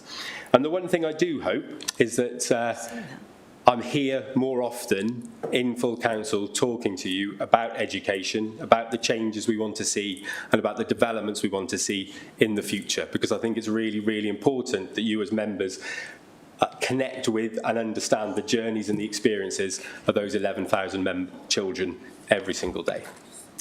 Thank you very much. I'd be happy to take questions, Chair, if there are any. Thank you. It looks like there are. Councillor Grewcoat. Thank you, Chair. I think it might be for others to ask the questions, but as the Cabinet member, I'd just like to make a few comments about the Chief Officer who works with me and the team that he has created and the influence that they're having on the lives of young people in Monmouthshire. Will has referred to comments made by Estin and the fact that we have no schools in a category following inspections at the moment. I don't know how many other authorities in Wales that would apply to, but my best guess is that it would be a tiny number, and it is a great tribute to our First Officer and to the team that he works with on a daily basis. And I'm honoured to be able to see the departmental management team at work frequently, because I am involved in the work that they do. And our relationship is an extremely positive one, and I thank our Chief Officer for that. I'd just like to give you some examples of the way in which that has been manifest in the last year. Will referred to the industrial dispute at Caldicott, which has been a great sadness. But it's interesting that the two unions that have been involved on behalf of the staff there have negotiators who have spoken to me and said that they were adamant that they wanted Will to remain involved in trying to seek resolution to that. And to be seen as an honest broker at a time when things got a bit heated at times. I think that is a great reflection of Will's, what's the word I'm looking for, stoicism, calmness, ability to think and act rationally when it would be easier just to let off steam. I think that one of my earliest memories of working with Will, and forgive me if I've said this before, was on about the first or second day when the leader of the council had appointed me to my cabinet position. And Will sought me out and said, what the departmental leadership team has been through your manifesto and we're already working on how we can implement it. That interface, on the one hand with professional colleagues in schools, and on the other with elected representatives in this chamber, I think is a tremendous strength. I know from talking to many of them how well Will is admired by his professional colleagues, his fellow directors of education throughout Wales. And we are very fortunate that a small authority like Monmouthshire has someone with such clear vision to lead our team. So while others may look to specific questions to ask of Will, I would just like to say on behalf of the Cabinet and the administration, Will, your report represents how successfully you have led your directorate, how well you work with me at a political level. And I certainly think that that makes my life so much easier. Colleagues, I can get in touch with this man at apparently any time of the day or night, and he responds within minutes. It is quite remarkable. But I think it does enable me to have every faith that this directorate is in excellent hands, and that there are within this report no attempts to pull any wool over anybody's eyes. It is just a straightforward report of a successful directorate that I am proud to be associated with. And now I will leave it to others to be rather more clinical in their questioning of our Chief Officer. But congratulations, Will, on behalf of the Cabinet and the administration. Thank you to Councillor Groocock. Councillor Jones. Thank you, Chair. And thank you, Will, for such a detailed report. It made very interesting reading. I just want to ask something which you alluded to near the beginning about the curriculum, the new curriculum, in which you said that, which you put into your report, that some schools are making better progress than others. And you also added that there's a tension amongst educationalists about the extent to which a curriculum should be purpose-led or knowledge-rich. And my question is, which is the best system, which is most comparable to the English system? Because surely for students to progress educationally across the UK, post-school, then there should be some consistency.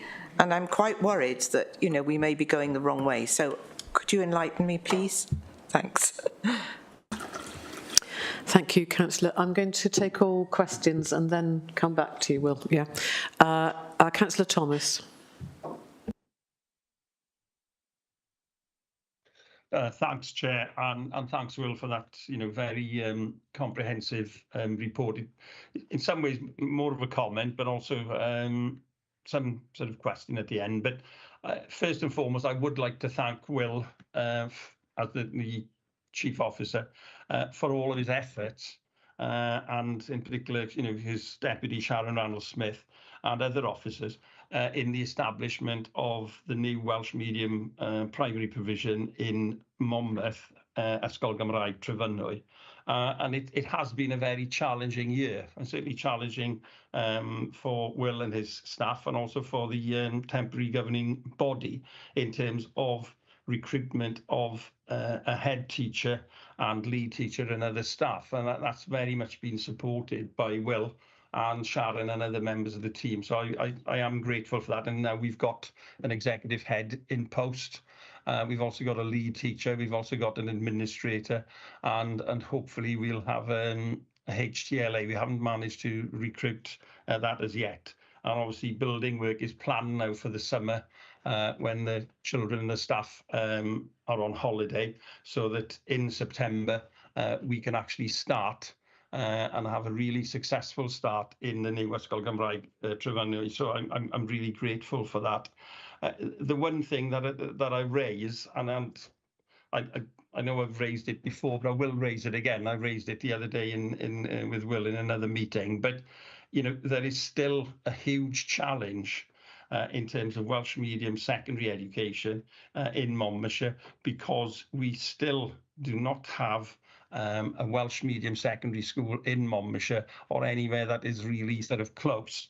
And that does cause a sort of a serious, for want of a better word, bleed of the transfer of pupils from Welsh medium primary schools in Ysgol Gymraeg, as it is at the moment, Aveni, and also Ysgol Gymraeg, Ysgol y Ffin down in the south. And that loss is significant, and that does have a serious effect on the future language capabilities of those children, having a primary education in Welsh, but not then following it through into secondary, and in particularly to sort of GCSE and A level, is really a weakness, and that is pretty obvious looking at the figures this year from both schools, but particularly Ysgol Gymraeg Aveni. And really the key factor is the factor of travel for pupils who want to carry on their education through the medium of Welsh in Monmouthshire. In the south, they have to travel to Ysgol East Coed, which is at times, I think, problematic because of traffic conditions, which is not obviously Will's fault or the fault of this authority. In the north, pupils have to travel to Gwynllywr, and that is a 12-mile journey each way, and that's probably the best part of 2 hours of travel each day. And particularly as children get older, get into GCSE and A level, that travel factor is significant. So I really make a plea, and I make a plea in a sense, and I was the chair of the temporary governing body of Ysgol Gymraeg Trefynwy. the children going in there are very young. I mean, the bulk of them are going into Ysgol Meithrin, the Welsh play school. So they're only sort of 3 or 4 years of age. But obviously those children will quickly grow up and will reach Key Stage 2 and want to go to Key Stage 3. And the journey from Monmouth to Gwynlllyw is significantly more. I think I'm not sure the actual journey time, but it's probably over an hour. And I think in the future, that is going to have a significant effect. Lots of those children, their parents are going to decide to send their children into English medium secondary provision, which I got no hang up with. I taught in secondary in English throughout my teaching career, but I do make that strong plea that we need now to be focusing on the future. And particularly of Welsh medium provision. And if we want to have teachers and other staff in the authority, it's happening in Gwynlllyw. Former pupils are now teaching there and taking on other roles, but we really need to have a Welsh medium secondary school within the authority, or at least to have a joint agreement with Blaen and Gwent or another authority to actually have joint provision. Thanks very much. Diolch yn fawr, and thanks, Will, for your report. Thank you, Councillor. Councillor Howarth. Thank you, Chair, and thank you, Will, for your summary and your report. And firstly, may I thank all your staff for their hard work and delivering their budget to us and making sure that we give our children in Monmouthshire the best we can give them on the budget that we have to give them. And secondly, may I thank all the governing bodies of Monmouthshire for their support in delivering what we have to do to our schools. And let's not forget, they're all volunteers. They worked extremely hard. I know how hard it is to be a governor, especially chairs, interviewing. It is non-stop. So a special thanks to them for their contribution in delivering what we deliver to all our schools. I'd just like to ask Will a quick question there, and it was mentioned, well, there's two there. 2/3 of our staff are supported by grants, and he said that, and I think when I hear senior officers say things, actually it does concern them, I think, for them to say it to us as councillors. So the 50-something staff who are supported by grants, for me, is a concern, i.e. because if them grants don't come forward, we've got to find that money from somewhere else. So that's a major concern I do have, and with the senior officer mentioning that today. The other one which was mentioned today is the funding formula. It is touched upon quite regular as a council here, whether it's touched on in other establishments in Wales, but here we touch on it on the funding formula we have for our children in Wales compared to England. And I'd just like Will to explain to us, is that something that we pursue as a council very rationally, or should we proceed with that with great presence and extend that to probably our minister down in Wales? Because unless we get the funding formula right for our children in Wales, it looks as though we as a council are going to have to sacrifice quite a lot of things in this council for probably the next year budget. And the example is 80–90% of the funding that goes into schools is on staff. And if we don't have the staff to teach our children, we cannot follow through what we're saying each year. So I just wonder whether he could highlight to us as a council whether there is detriment now in delivering what they want us to deliver on the curriculum. Thank you, Chair. Thank you. Councillor Pavia.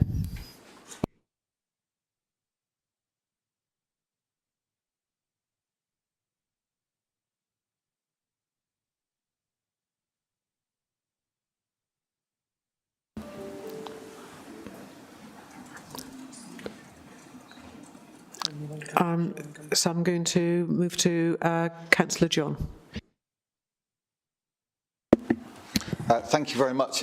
Will, thank you very much for the presentation, and please do pass on our thanks to your team and also colleagues in the EAS who work with our school system.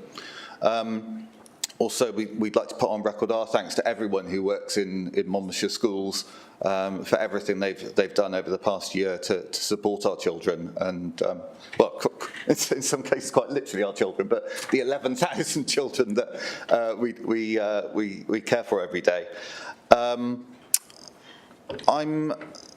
of the great joys of the role of being the cabinet member for education is actually being able to go and visit schools, and I'd really recommend to any ward members who have a school in your patch. One of the best things, one of the most rewarding things you can go and do is to visit that school. So I'd really urge everyone to do that if you can. And I know some colleagues have really good relationships with their local school, and it's beneficial for kids to learn more about the work that you do. And you are all role models in your ward. So I hope that's something that members will consider. Absolutely agree with the point that was made about the pace of change when issues are identified. I think that's really important, and share the concerns you raised, Will, about behaviour coming out of the pandemic. But I wanted to touch on the points you made about school attendance. And it does feel that one of the central lessons coming out of the pandemic is that we should never have closed schools for as long as we did. Now, of course, in Wales, we don't have a review of the pandemic, a COVID inquiry in the way that is taking place at the UK level. But it will be interesting to see what that UK inquiry concludes. But I certainly feel it's much more difficult now for head teachers to say to parents that every single day in school matters when schools were closed for quite so long as they were. I note the figures in your report, Will, about comparisons with 2022, but it feels that the really meaningful comparison would be to compare with pre-pandemic. So can you give us some insight into how we compare with, say, 2019 or some of those years before the pandemic? Because it really does seem that attendance is much worse since then. And it's all very well comparing with other local authorities in Wales, but given we are one of the more affluent authorities in Wales, you would expect us to have to compare favourably with other councils. So I'm not sure that's as meaningful data as perhaps we might think. Share those concerns about the very worrying decline we've seen in PISA results. And while Welsh Government have perhaps deliberately, but moved away from data that allows comparison with England, what insight do we have into how we compare as an authority, not with our Welsh neighbours, but with those councils that we neighbour across the border in England? And are there lessons that we can learn? Absolutely, of course, welcome the investment that was started under the previous administration for the new school in King Henry, the nursery in Trellick, and of course Ysgol Trefynwy in Monmouth. But can we have an update on where we're going next in terms of upgrading our school estate, with a particular interest in the future of Chepstow School? I note the worrying letter that was published towards the end of May from the Monmouthshire Association of Primary Head Teachers, warning that it would be the most vulnerable children in Monmouthshire that will be hit by the budget settlement that this administration has agreed. Has the council responded to that letter? And has that letter been put in the public domain? Because I don't think I've seen that. And what support is being put in place to support those schools to manage those significant risks? Can you also tell us how many schools, sorry to throw questions at you, how many schools are in a deficit as we end this academic term? I know you said 13 at the end of the financial year, but how many are we looking at now? And lastly, I'm hearing fantastic things about the work that's being done in our primary schools to promote modern foreign languages. And I know today there's a big event taking place at Monmouth Comprehensive School within the Monmouth cluster, where primaries are sending pupils there to celebrate a number of different foreign languages, and there's a showcase going on. But what cooperation's being done between secondary schools to maintain the breadth of the curriculum and ensure that modern foreign languages are an option, particularly at Key Stage 5, where we've seen in the past that choice can be limited. So a few questions there, but again, thank you so much to your team, but also everyone who works in our school estate for what they've done over the past year. Thank you. Thank you. Councillor Pavia, I think you might have fixed your mute button. Yeah, I hope so. Can you hear me, Chair? Is that okay? Yes, I can. Yeah, great. Thank you. Thanks for allowing me to come back in, and thanks, Will, for your report. Really comprehensive, really honest, both where we are locally within the local authority, where we are within the region, and some of the significant challenges that are occurring nationally as well.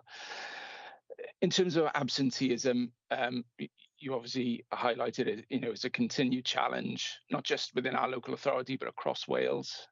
It's a challenge. You identify those eligible for free school meals as a cohort that the authority is focusing on to ensure they're back in the mainstream system, and that's absolutely right.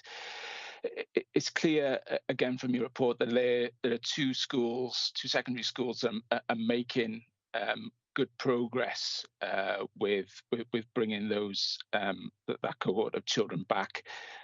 Two other schools that clearly need further support. Whilst you can't lift and drop activities and interventions from one school into another because the difference of pupil profiles, how much of good practice sharing is going on between our secondary schools in relation to that cohort in getting those children back into mainstream schools? In terms of permanent and fixed term exclusions, again, you identify that as a wicked challenge for this council. It's the figures are not going in the direction that we clearly want them to go in. You obviously say it's a decision of very for the head teacher, because we need to keep our pupils mainstreamed, but also you identify there the lack of capacity within the pupil referral unit to take continuing numbers. But just in terms of identifying approaches, and again, how we refine and gradiate our support approach, are we within our schools capturing the pupil voice, both those who are directly involved, potentially who are experiencing or expressing behaviours of challenge and may be on the verge of exclusion, and those that potentially are impacted by those behaviours? Are we capturing that pupil voice? Because I think that evidence would be quite powerful in terms of trying to get to the nub of why those behaviours are being expressed, but also the impact of those behaviours are having on others. In terms of, again, you identify some of the challenges moving forward in relation to improving self-evaluation, both the level and consistency of self-evaluation across our schools, and the level and the elements around performance monitoring in terms of underpinning that self-evaluation work. Clearly, during the pandemic, there was a relaxation in terms of performance management approaches and frameworks, and it's clear that some of our schools were probably quicker to come out and restart those self-evaluation performance monitoring systems than others. You reference the mid-tier review, and obviously we commission a lot of our standards performance improvement work to EAS. I was quite struck with some of the findings of that Welsh Government review. I think it was said that at one point school leaders expressed serious concerns about the value added by regional consortia. There was a concern of a culture of being done to rather than being done with. There was a lot of variability and lack of consistency in the quality of support from regional consortia. yes, I think there was a small minority that were really positive on areas of support, and they welcomed that support and challenge. I suppose trying to read between the lines of what you were saying about where we're going with the next steps, where we are in that process. I think one of the key findings of that Welsh Government report was a majority of local authorities are in favour of exploring a move away from current regional consortia support arrangements and look into other partnership models, either between local authorities or more local approaches. So just wondered where we are in that process with our regional colleagues in Gwent and with ES in terms of remodelling or potentially stepping away and looking at new partnership models. And finally, I know I've raised issues around Caldecott School in the Chamber and at committee level in terms of scrutiny. What can you say in terms of where the school is at the moment, at the end of the year? I appreciate there's new leadership in post, and it'd be good just to get a very high level summary of where the school is at the moment. Thanks, Chair. Thank you. Will, are you happy to sweep those questions up? Thank you. Thank you, Chair, and thank you, councillors, for the questions. Sorry, just 1 second. Councillor Watts. I think it's. So I'm going by the hands up in the chat facility. Will. Thank you, Chair, and thank you, councillors, for the questions, and thank you, Martin, for your comments too. And I'll make sure that all of the team and the teams kind of receive those and your thanks. I think to Councillor Jones's question, first of all, about the curriculum, I think hopefully I haven't portrayed it too much as black and white in terms of the kind of an either-or position. But clearly, you know, across the UK, there's been a lot of education reform, both in Wales and Scotland and in England, in terms of different approaches to things. Some would perceive the English approach as narrowing the curriculum. Others perceive, you know, the risks associated with both curriculum for excellence in Scotland and curriculum for Wales.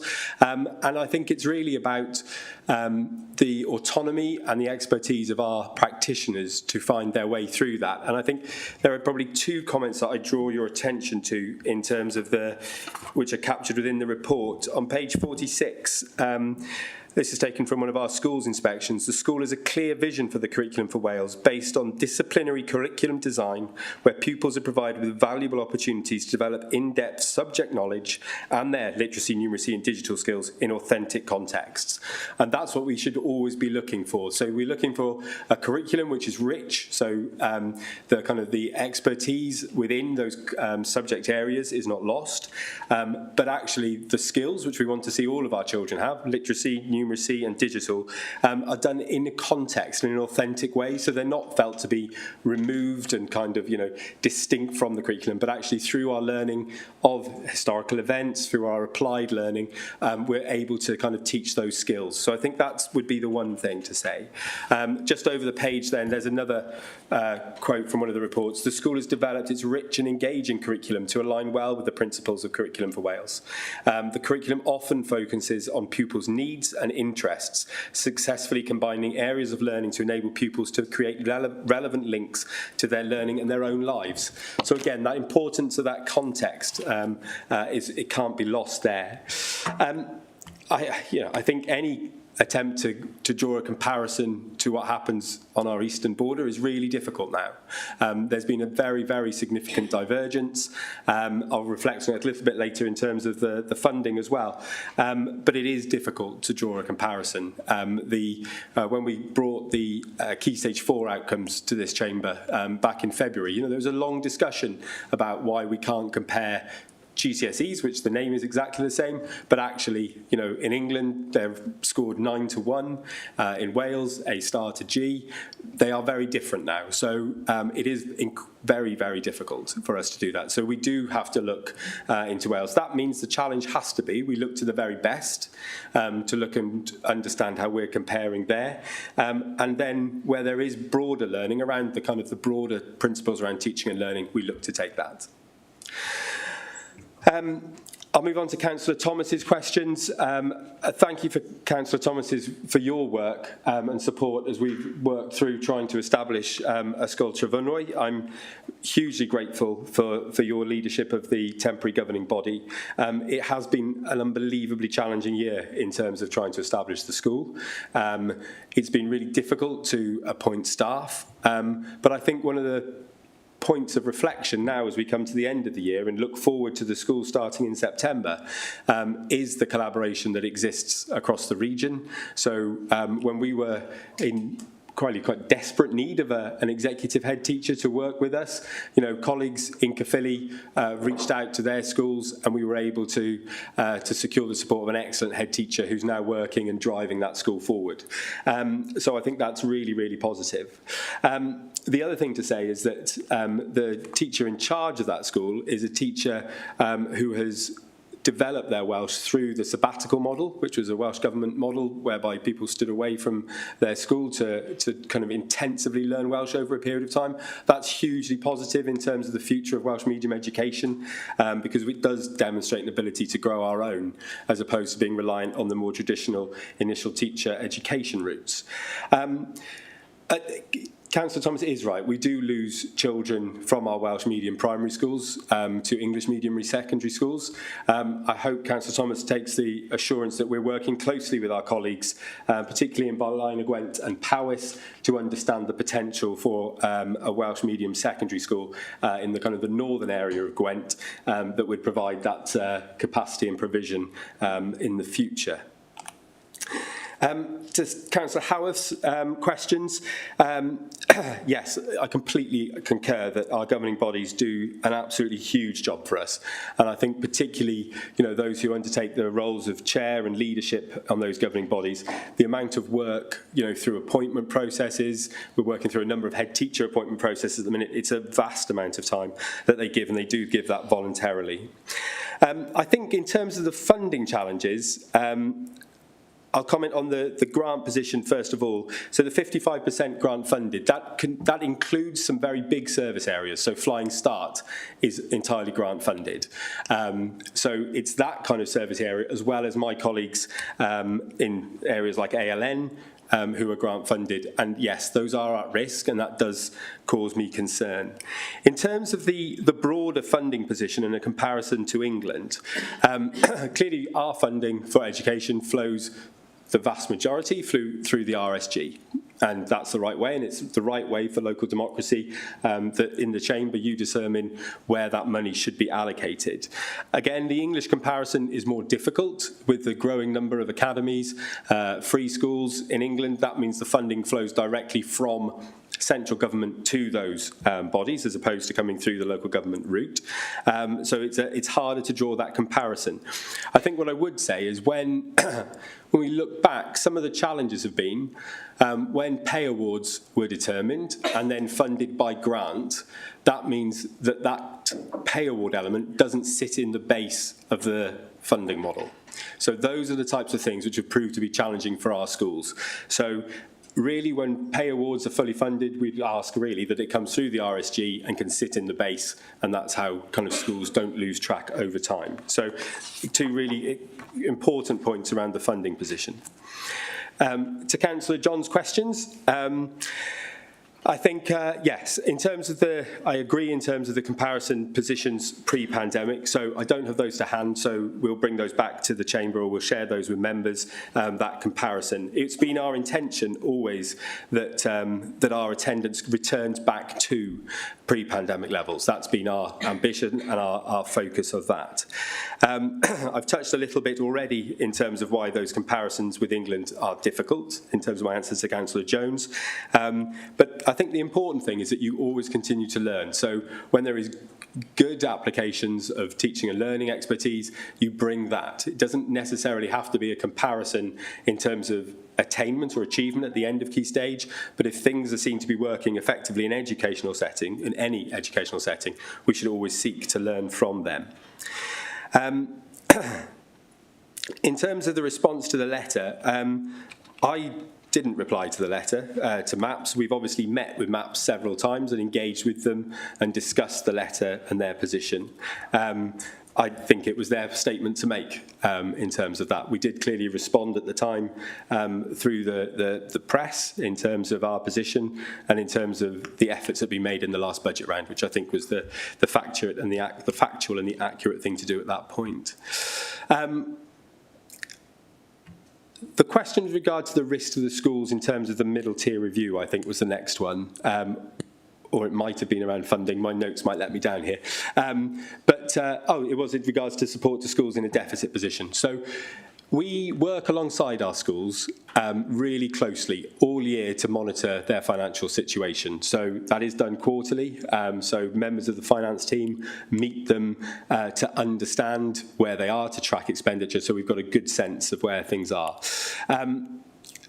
The difficulty that we now need to look at is that many of the opportunities that finance colleagues and so on might have identified for savings have been taken. So we now need a more multidisciplinary approach to support our schools, to support school leaders to understand other ways of doing things in schools. So that's got to be a broader, more holistic response from the authority to work with those schools as to where they are.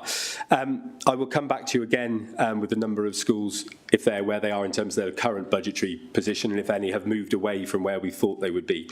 Just in terms of school budget positions, schools don't set their budgets until the 31st of May, and their recovery plans need to be in at the end of July. So there's a delay compared to the normal kind of financial year. In terms of modern foreign languages, absolutely. My colleague Tim Bird has been working really closely with the schools, the 4 secondary schools this year, on a project called eSchool, which is a remote learning project, hugely supported by Welsh Government. And part of that was looking directly at how we can support subjects which are at risk at Key Stage 5. And I think I'm right in saying that one of the subjects which will be taught in that way next year is Spanish. I'm saying that as a recollection as opposed to a definite, but I think that's one of the ones. So those are the types of courses that we're looking to maintain across the 4 schools through the really kind of innovative use of technology, as opposed to having children having to move between schools, which is becoming problematic. To Councillor Pavia's questions, sorry, I was there was one further question about the school estate and where we go next, perhaps in terms of Chepstow as well. Sorry. So with regard to that, so we've undertaken 2 pieces of work. So we've done the initial piece of work with the learners that we committed to in the community and corporate plan, so the learning-led review. So we've been working with the school, the children in the school, to think about what a different type of provision might look like. We've also commissioned architects to, it sounds very kind of, to redline the site, so we understand the potential that the current Chepstow Secondary School site might have in the future in terms of its space and capacity.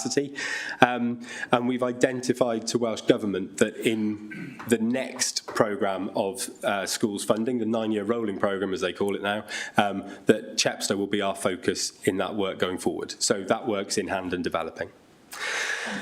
No worries. So to Councillor Pavia's questions, I think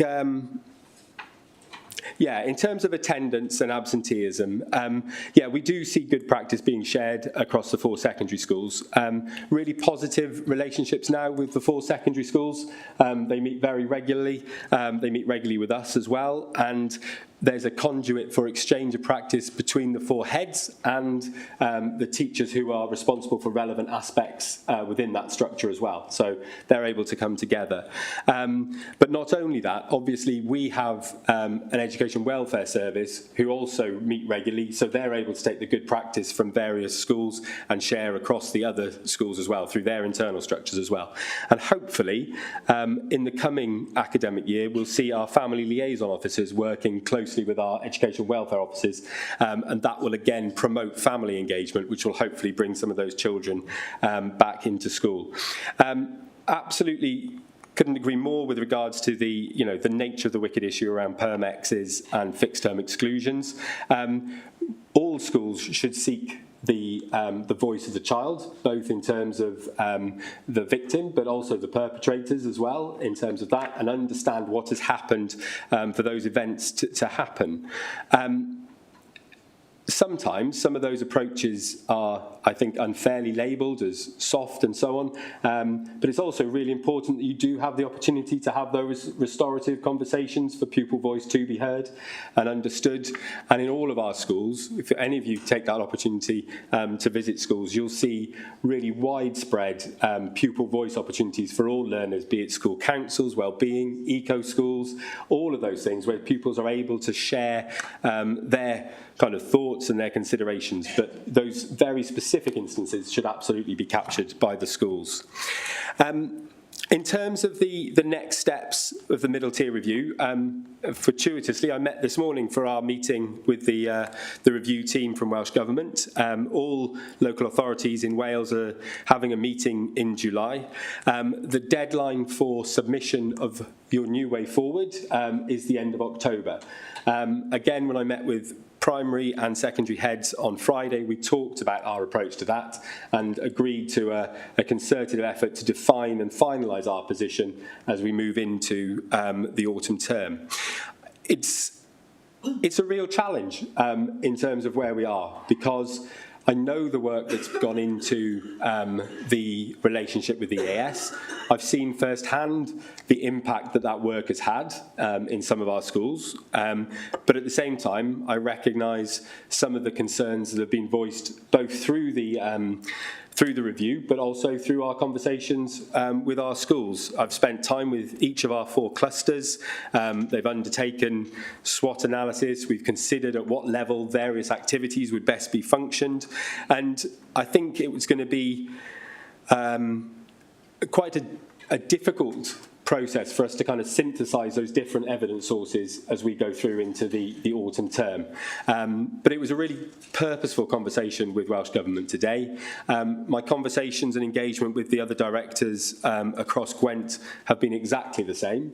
And I think we're all committed to finding a route forward which provides the most robust and effective school improvement support for our schools. And that's the most important thing we can do, because I think one of the risks is, as ever, that the debate becomes slightly polarised, and at the one hand, there's an advocacy for a very kind of light-touch, self-improving school-led system. At the other hand, people might perceive to be an advocacy for a kind of a centralised directive approach. I suspect the truth in the end will be in the middle, and we will see an improvement in terms of our schools' ability to support themselves and lead that improvement agenda on a local level.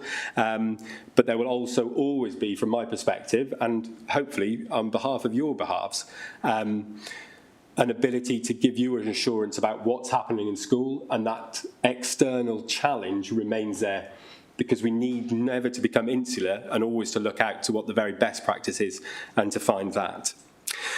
With regard to Caldecott School, Caldecott School it's been a challenging year, I think, for the school. I don't think anyone would shy away from saying that. We've been through a period of industrial action, which is never what we want. We always want children in school for whatever reason. So industrial action represents significant challenges in the way in which the negotiations were developing and going forward. We do have now, for the first time probably this year, a fully populated senior leadership team in school. I think that's really important. I know there's been significant noise in the system with regards to the new head teacher, the new interim head teacher who's arrived in school. I think Some of that noise has detracted, I think, from some of the changes that have taken place in the school. I've seen a clarity in terms of the direction, in terms of the focus of the school development plan, the improvements that we need to see in terms of teaching and learning. I think those are important things to balance. So the school, from my perspective, feels much calmer. I think as we move now towards the end of the term, in the next day, we'll see the school kind of step down, and I think they'll come back ready in September to engage in a really purposeful way with a different type of improvement agenda. I think that's all of the questions, Chair. Thank you, and thank you for your report. That's been really well explored. Thank you. We'll have a break now, back at 12:30, and I'm looking at the clock across the wall, back at 25:02, that'll give us a good 15 minutes, 25:02.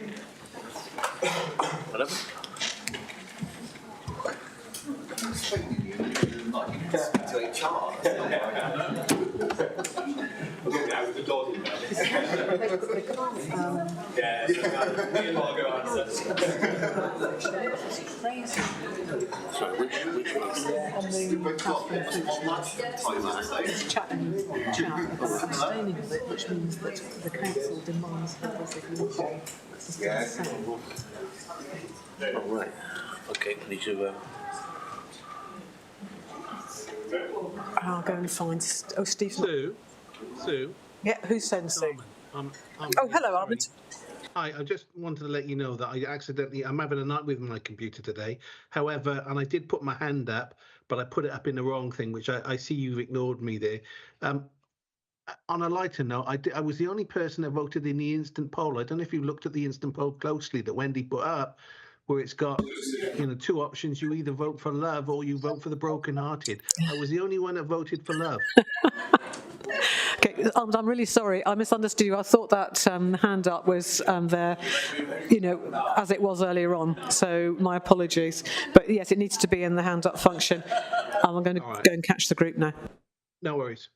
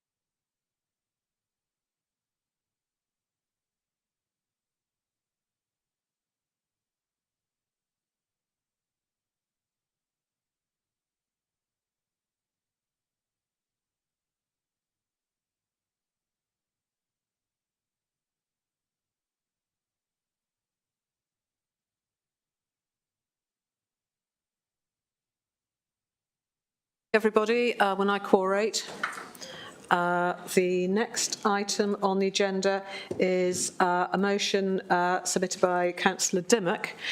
Councillor Dimmock has submitted an alteration to the motion. That's going to be written up into the chat, at which point I will invite you to vote as to whether that is an acceptable alteration.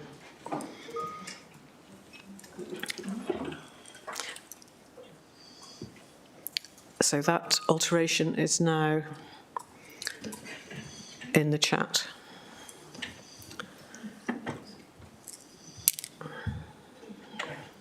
And I'd invite you to vote.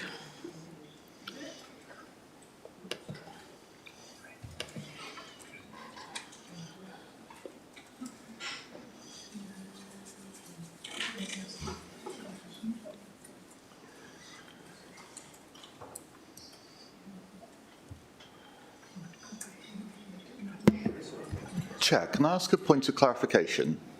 By all means. We're not voting as to whether we agree or disagree with the motion. We're voting on whether... You're voting as to whether you agree to debate this alteration.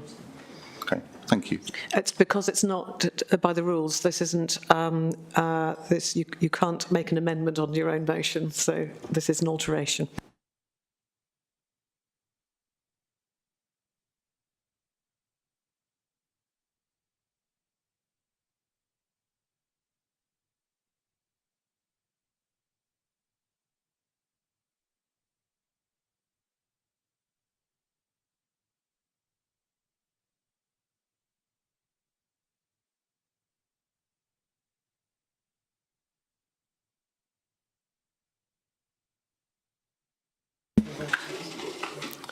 So that alteration is not accepted.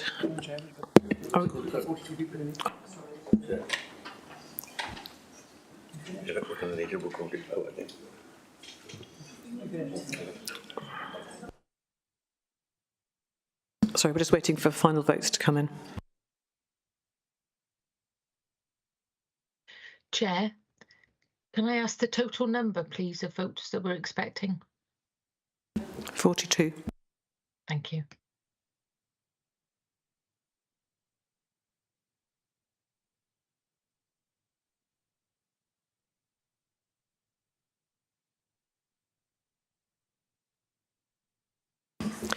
I think everyone's been given an opportunity to vote, so I'm going to close the vote now. And that alteration is not accepted. So this means we revert to the substantive original motion, and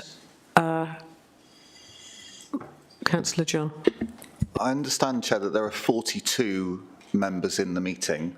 So as that result doesn't have a clear majority, can I request a recorded vote, please?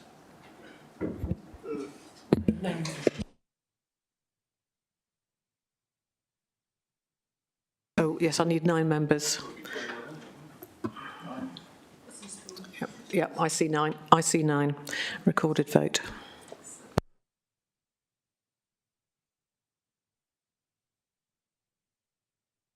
Chair, before we do that, what's a clear majority, please? More than half of the people in the room.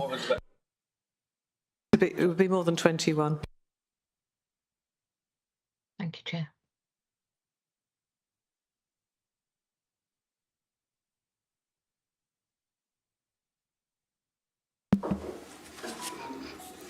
Councillor Bond. Apologies, against. Councillor Brockleby. Brocklesby, against.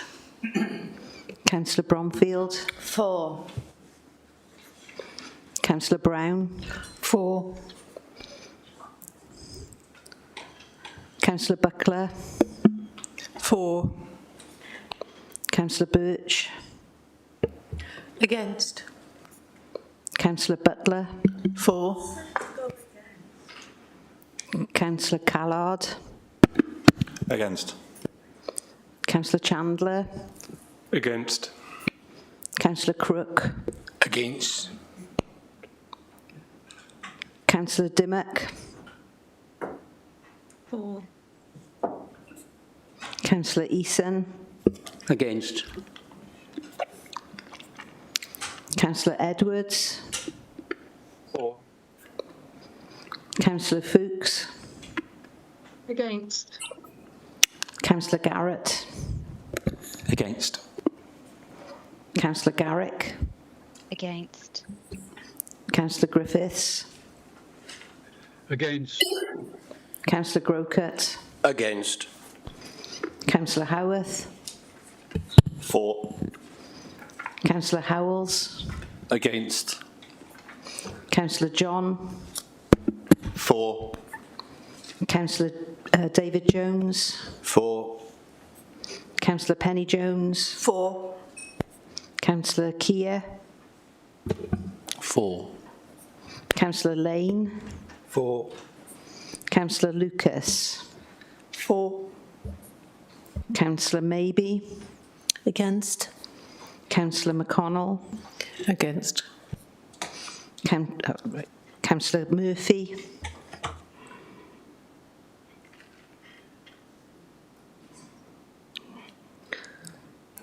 Councillor Murphy. Councillor Neal. For. Councillor Pavia. For. Councillor Powell. For. Councillor Riley. Against. Councillor Rook. Against. Councillor Sandals. Sorry, against. Councillor Jackie Strong. Against. Councillor Peter Strong. Against. Councillor Taylor. For. Councillor Thomas. Against. Councillor Watts. Against. Councillor Webb.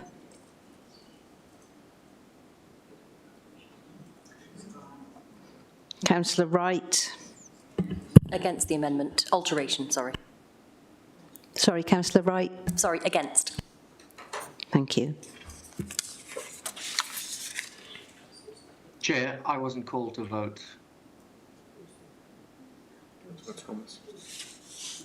Sorry, who was that? Who was that?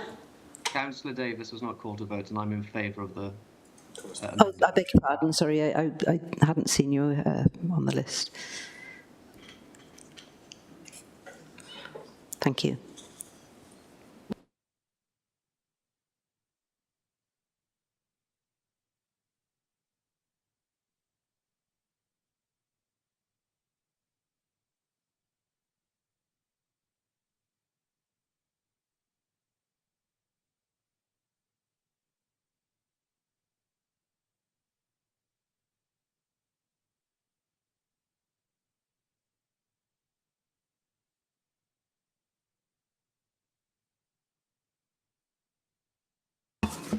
That's 23 against and 18 for. So the alteration is not accepted. Councillor Bromfield, the motion then remains as a substantive motion as originally written. Sorry, Councillor Dimmock, sorry. Do you wish to continue with the motion? I think I will, because it's very important. Can I just say I'm really disappointed with Labour today and certain independent members who can't support this. I brought this council today out of concern for the recent appointments and the wide-ranging issues being faced by veterans throughout the country. I believe it's necessary to have a dedicated Veterans Minister that must sit within Cabinet to ensure that veterans' interests are championed at the top table, to ensure the complexity of veterans' affairs receive the focused attention they merit. The former Conservative government made significant strides in supporting veterans with schemes like Operation Fortitude, which is the pathway for homeless veterans, Op Courage, mental health support for veterans, Op Nova, support for veterans in the justice system, health and education, and Op Prosper, helping veterans translate their welfare skills into civilian life and jobs, all of which were delivered by the OVA and the dedicated Veterans Minister in the Cabinet, and this needs to continue to improve over time with the new Labour government. It's important this appointment works closely with the Defence Secretary, but it should not sit within Defence, considering the extensive work within their already broad portfolio. They cannot feasibly devote the necessary attention to veterans' issues. Veterans deserve to be represented at the highest level. Thank you, Chair.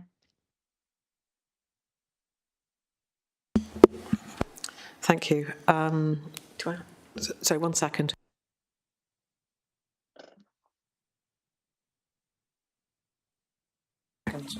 Councillor Pavia. Yeah, thank you, Chair. I'm pleased to second this motion tabled by my colleague, Councillor Dimmock. And as she said, it is unfortunate that the amended motion couldn't be carried. But there we are. This is, as Councillor Dimmock rightly says, a matter of great importance that affects not only our community here in Monmouthshire, but also our entire nation. It is the issue of representation for our veterans at the very highest level of government. And I know from her own lived experience and from family members and her partner having served this country in our armed forces, this motion from Councillor Dimmock is coming from a place of integrity, a sincerity, and a desire to do our very best as a nation to support this group of men and women that have given so much to defend and protect our interests both home and abroad. This is far from being a churlish motion. We all recognise the incoming Labour administration in Westminster has secured a mandate to govern, and that the new government has stated a commitment to social justice and equality and for the welfare of all our citizens. However, I do believe that this one group does need a more focused attention. These brave men and women have served our country with honour and distinction, and they've made sacrifices that most of us can only imagine. Yet when it comes to decision making at the highest level, their voice has often been missing. As Councillor Dimmock rightly said, the previous government made a very conscious decision to elevate the role of senior government officer with the responsibility of advocating for the rights and interests of our veterans from Under-Secretary position in the Ministry of Defence to that of Minister of State within the Cabinet Office. This was done very deliberately. As General Lord Dannatt, former Chief of the Defence Staff, said very recently, most veterans' issues aren't dealt with by the Ministry of Defence. The only thing the MOD is responsible for is the paying of veterans' pensions. It always made sense to have the Minister of State for Veterans in the Cabinet Office because they had an overarching view of all the issues that affected veterans, those key issues around transitioning back into civilian life, health, housing, employment, which someone in the Ministry of Defence just doesn't have. Now, Lord Dannatt and other senior officers had long been arguing for decades to have a veterans minister at the cabinet table, and that was secured in the last few years. Yet he and other veterans organisations have been left genuinely saddened by the decision made by the Prime Minister. They sincerely hope that the new Labour government understands their view and reconsiders its position. Now, that's not to say that Colonel Alistair Cairns won't do a good job in the role. Like the former Minister, Johnny Mercy is a former serving soldier and veteran himself. However, will he have all the levers at his disposal to allow him to do the very best job meeting the needs and improving the lives of our armed forces community? We believe a seat at the cabinet table is not just a symbolic representation. It gives that minister the ability to influence broader policy and make meaningful change. It's about ensuring the unique needs and challenges faced by our veterans are considered at every policy decision we make as a nation. And again, I've heard the Defence Secretary John Healey say recently, only this last week, that he will advocate for veterans as Secretary of State. Now, I don't doubt his sincerity in stating that publicly in recent days. However, given his other roles and responsibilities in that department, with a defence review underway, war in Europe, conflict in the Middle East, potentially an incoming American president that could look to undermine or dismantle the NATO alliance, You can see why veterans and their families and charities supporting them are worried that this signals a reduction in support or priority. Our veterans have risked their lives to protect our freedoms and our way of life. They have faced physical dangers, mental trauma, and all the challenges of reintegration into civilian life after service. They deserve a government that not only acknowledges their sacrifices, but actively works to improve their lives.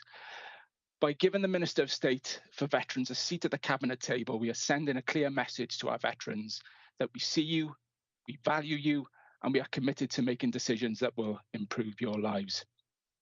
Chair, this is not a partisan issue. This is an issue of fairness, of respect, and of gratitude. It's about ensuring that those who have given so much for our country have a voice in the decisions that affect them. So I urge all members of this council to support this motion. Let us advocate for our veterans with the same courage and determination that they have shown when they served our country. Let us collectively send a clear message to the new Prime Minister that he should replicate the position created by the previous Conservative government, that he should reinstate the Minister of State for Veterans, that they should have a seat at the Cabinet table so that our veterans' voices are heard at the very highest level of government.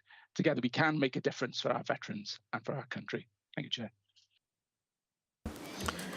Thank you, Councillor. I just remind everyone that we're debating the substantive motion, so councillors, people wishing to participate in the debate shouldn't be speaking to a motion which has not been accepted. Councillor Powell. Thank you, Chair. I think I'm probably the only person in this room that lived through the last war. Am I? Is anybody older than me?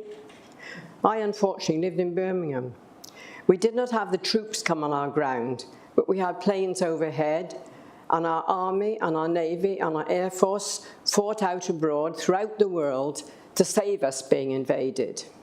And we appreciated them. Later on, both my brothers in the days when you did national service, one served in Korea and one served in Malaya. We've got to remember we're very lucky in this country to have the freedom of not worrying whether something's going to come and bomb us or attack us.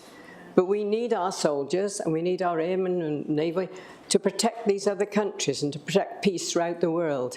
If we can't give them a decent retirement and look after them when they come back, it's a pity. Last autumn, representing Abergavenny Town Council, the Armed Forces on Abergavenny Town Council, I attended a meeting down in Cardiff, which went on all day. There was business people there, there were army people there, and they were looking into ways that when veterans came out, they could find some sort of employment and looking after them.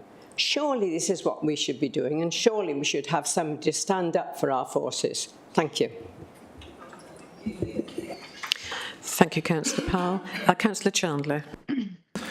Yeah, thank you, Chair. I just want to make it clear, I think, that I, like probably everybody, support the idea that the UK government should have a dedicated veterans minister. And I think that's absolutely right, and I welcome the fact that that's what the UK government have done. For those people watching this meeting that probably didn't understand the vote that went earlier, what the vote was about is whether the motion should be amended to say that minister should be a member of the cabinet. And I don't think it's in our role to specify that. I think it's enough for us to say there should be a veterans minister, and that has already happened, and that's why the vote happened. But I'd like to also add, though, that I think, veterans are one group that need good representation. I'm particularly, also support the need for a dedicated minister for disabled people. So I am fairly disappointed, actually, that the new government has not created a role of a dedicated minister for disabled people, unlike previous administrations in the UK government. I'm disappointed that they've subsumed that role into the broader remit of the Secretary for Social Security. And I don't think that's enough, because I think disability is not just an issue of social security, it's an issue that goes much broader across the whole region of government. So that's just wanted to clarify my position here, but I wanted to finish off by really questioning the validity of this motion, I suppose, because I seem to remember members of the Conservative group having objections in the past to when this council has discussed matters relating to the UK government that don't have a direct relevance to this council, and they've been quite vociferous in opposing us debating those motions, and yet they're putting this one forward today. So I am questioning slightly the consistency by which they put forward these measures, because particularly as this substantive motion has already been enacted by the UK government. So it feels like an unnecessary motion, even recognising the full support that all of us would give to our veterans in our community. So thank you. Councillor Strong.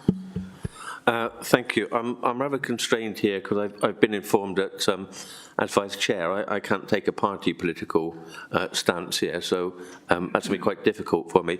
What I would say though is I'm not sure which motion councillors are referring to. I get hear a lot of reference to the Cabinet, and yet in the motion we're referring to there's absolutely no reference to the Cabinet, just a minister within the government. The new Veterans Minister, Alistair Khan, MC, Colonel Alistair Khan, is a part of that government.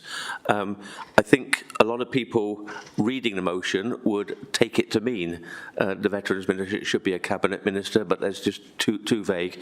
I gather that Councillor Dimmock did agree that if a Veterans Minister was appointed before today's meeting, then that motion would be withdrawn, but she seems to have changed her mind on that, even though the motion is clearly out of date.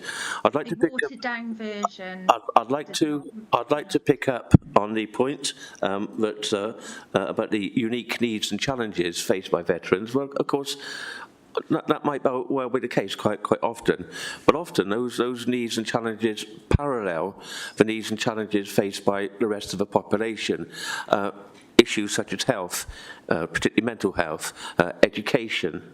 Yeah, these sort of things. Many of these housing, many of these things are devolved, and what we should be looking at, therefore, is the record of the Welsh Veterans Minister, who sits within the Ministry of Social Partnership, and the work of the Welsh Government in dealing with these issues. That will make a much more relevant motion to this chamber. Thank you. Thank you. Councillor Crook. Yeah, thank you, Chair. Councillor Strong and myself quite recently visited the Armed Forces Day recently in Swansea, where we met up with Head of Homes and Homeless Veterans UK, where clearly Section 21 was the main issues with the veterans obtaining homes to live in. This is not often faced by other members of the public. In Wales, Section 21 does not exist, but have a slightly greater perspective on the issue.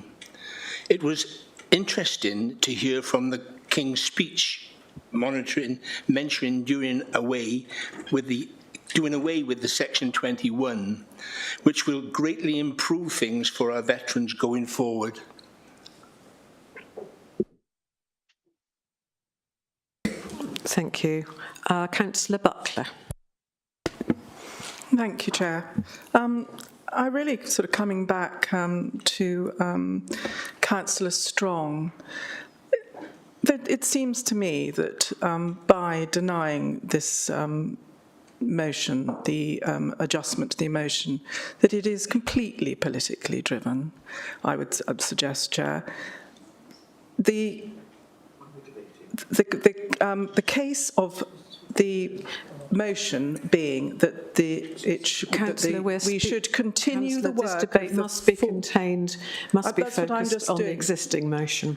That's what I'm doing, to continue the work of the former Conservative government and appoint a dedicated Veterans Minister within the government, which to us would be in the Cabinet. And that is our stance. Councillor Callard.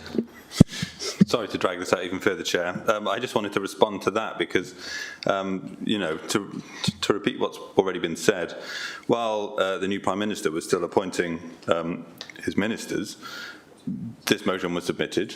And then when a Veterans Minister was appointed, the motion became null and void, and instead of being withdrawn, it was just amended to increase the threshold for which this minister should hold. I'm going to repeat my advice. We speak to the I'm motion. sorry, Chair. It just seems ridiculous to me.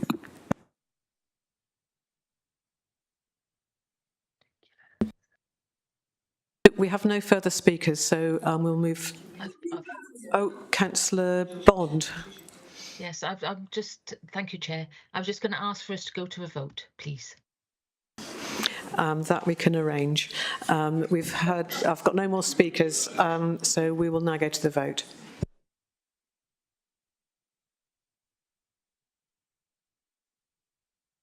Chair, don't I get to come back in? You're absolutely right. My sincere apologies. That's okay. I'll try and be quick. Yes, and speaking to the substantive motion, please. Okay. Thank you, Chair, and I'm sorry to interrupt, and I didn't realise my mic was still on when I interrupted Councillor Strong. I want to thank my colleague, Councillor Pavia, for seconding my original motion. I'm disappointed this councillor decided to. They're obviously going to oppose the alteration. This motion. And I'm afraid I agree with Councillor Buckler. It is political, and you clearly don't recognise the benefits of a dedicated veterans minister that should sit within cabinet. I appreciate it doesn't say cabinet in the original motion, but that is what we think, and appreciates the work that has been done and could continue to be achieved, ensuring that the complexities of Veterans Affairs receive that focused attention. Armed Forces charities have huge concern regarding Labour government's decision to not appoint a dedicated minister at cabinet level. A junior minister is a token effort. It's a watered down version. I must Councillor Dimmock, I must remind you, as I've reminded other people, we were talking to the substantive motion. It's still to do with it, though, Chair, with all due respect. And Councillor Chandler, saying it's not our role, that's a cop-out. And I believe that you have challenged things that are above a council's level and authority before now. And I hope you bring a motion forward for a disability minister, because I will support you. I am the daughter of a veteran. I'm also a partner of a veteran. I've got lived experience with these people. The decision raises significant concerns about the Council's own commitment and understanding to addressing the unique challenges faced by veterans. As I've already stated, the Defence Secretary, with their wide-ranging portfolio, cannot feasibly devote the necessary attention to veterans alone. A specialised minister would ensure that the difficulty of Veterans Affairs receive the focused attention and the merit they require. This needs to be distinguished responsibly by Veterans Affairs. There needs to be distinguished responsibility by Veterans Affairs for those other than defence, to avoid conflicts of interest. I will continue to champion those who need it in our armed forces community. Thank you. Thank you, Councillor. We can now proceed to the vote.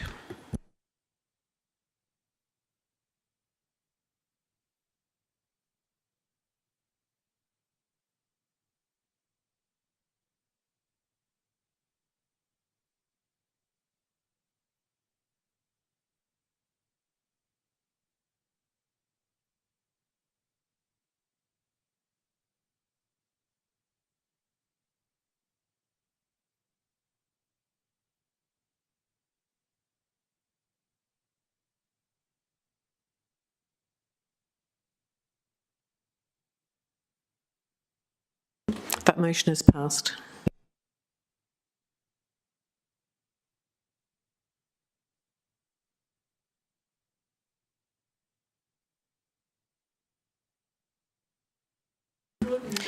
Right, our next, no talking across the chamber, please. Not least because those people online can't hear. So our next item on the agenda is a motion from Councillor Richard John. Do we have a seconder? Yes, Councillor Keir. Councillor Keir is seconding. Seconded, Councillor Keir. Councillor John. Thank you very much. Well, can I start by congratulating Councillor Fuchs on her election as the new Member of Parliament for Monmouthshire. Of course, my group campaigned for a different outcome, but we're not churlish on this side of the chamber. We recognise that Councillor Fuchs and her team worked incredibly hard in the months leading up to the election, and we warmly congratulate you on your victory. Monmouthshire has been sending members of Parliament to Westminster since the 1500s, but until now, all of those MPs have been men.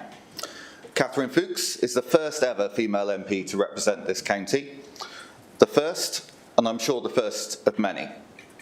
This is a significant milestone that I think we should recognise, and given Councillor Fuchs's professional background, I know it is something she will feel very strongly.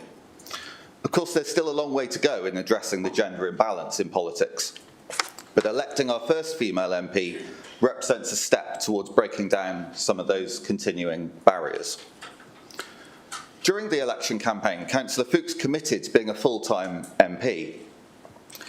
Last week, the chair of the Performance and Overview Committee, Councillor Neil, queried the non-attendance of Councillor Fuchs, a member of that committee, as she had not attended a meeting since January. The Labour Group Whip, Councillor Crook, responded that he would be reassigning people to various committees within his group, implying that other members of the Labour Group would be taking on Councillor Fuchs's committee duties and that that work was in hand. Performance and Overview is a critically important scrutiny committee which evaluates performance across the whole authority and scrutinises strategic policy documents. Last week, for instance, it was scrutinising the 5-year financial plan for this authority. Councillor Fuchs sent her apologies, as she has done for the last 6 meetings of Performance and Overview Scrutiny Committee, which we don't feel is acceptable, and we think the Labour Group needs to act on this. Councillor Fuchs has attended, so since that P&O meeting in January, Councillor Fuchs has attended 3 full council meetings in February, April and May, and 1 meeting of the Standards Committee. Were it not for those 4 meetings, Councillor Fuchs would be days away from being thrown off this authority for non-attendance. So, having attended 5 meetings in the last 6 months and not attended 6, equates to an attendance record of 45%. Now, I hope this doesn't sound like a personal attack, because I'm not trying to suggest in any way that Councillor Fuchs is work shy or that she won't do her best as a Member of Parliament. But what I'm saying is this situation is unsustainable and we think it needs to end now. It's clearly not possible for anyone to continue doing both roles and to represent the residents of Town Ward from London. We need a new member of the Performance and Overview Scrutiny Committee and a new county councillor for Town Ward. Many residents in Town Ward have had to contend with traffic chaos in recent months due to the Welsh Water roadworks, the A40 landslip, and of course all made worse by the council's decision to cause chaos at the Rockfield Road, Wanstow Road junction. All this has had a devastating impact on footfall in the town centre, and traders are really suffering on top of the unfair business rates regime imposed by the Welsh Government. Residents and traders in Monmouth need a strong voice to represent them on this council. I welcome the clarification in the press that Councillor Fuchs will be standing down as a county councillor to focus on her new duties. But she was not clear about when, so we would really welcome clarity on that today. Councillor Fuchs said to the press that she would stand down at such a time that the maximum number of people could take part in the election, presumably meaning not in August. If Councillor Fuchs were to formally resign today, the most likely date for a county council by-election would be Thursday the 5th of September, after the school holidays, so I see no reason to delay. The other point is that the summer recess is the biggest gap we have between county council meetings. So a resignation today would allow for a new county councillor for Town Ward to take up their seat in time for our next meeting in September.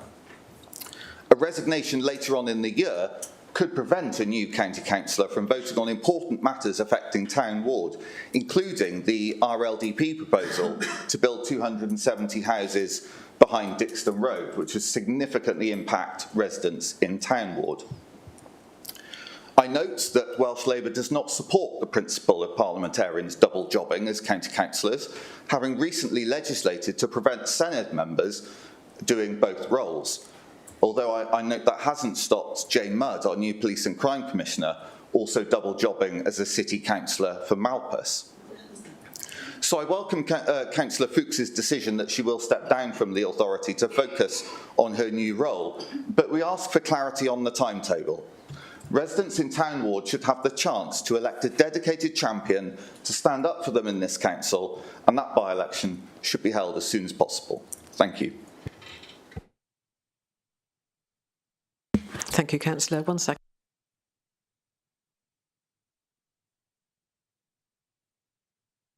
Councillor Keir, do you want to speak now or later in the debate? I'm happy to go in order on that. Okay, thank you. Councillor Chandler. Yeah, thanks you, Chair. And as the person in this chamber that stood against Councillor Fuchs in the general election, I just want to extend my congratulations to her for her victory. And I also want to commend her for the positive campaigning that she did throughout that very intense 6 weeks, and where we saw a lot of each other in the various hustings that were held around the county. And I think we had 5 different public hustings in Monmouthshire, which, as far as I'm aware, is the highest number of any of the constituencies around, and I think is a credit to the active civil society in Monmouthshire that we had an opportunity to interrogate our candidates. One of the themes that came up quite a lot in those hustings was issues around integrity, about the consistency of what we say to different groups, and that chimed a lot with me because I have a personal aversion to hypocrisy in politics. So I suppose that inevitably draws me to ask the proposer of this motion. He was leader of this council when Councillor Laura Ann Jones became a member of the Senedd in July 2020. She did not give up her seat as a ward member for Wisham.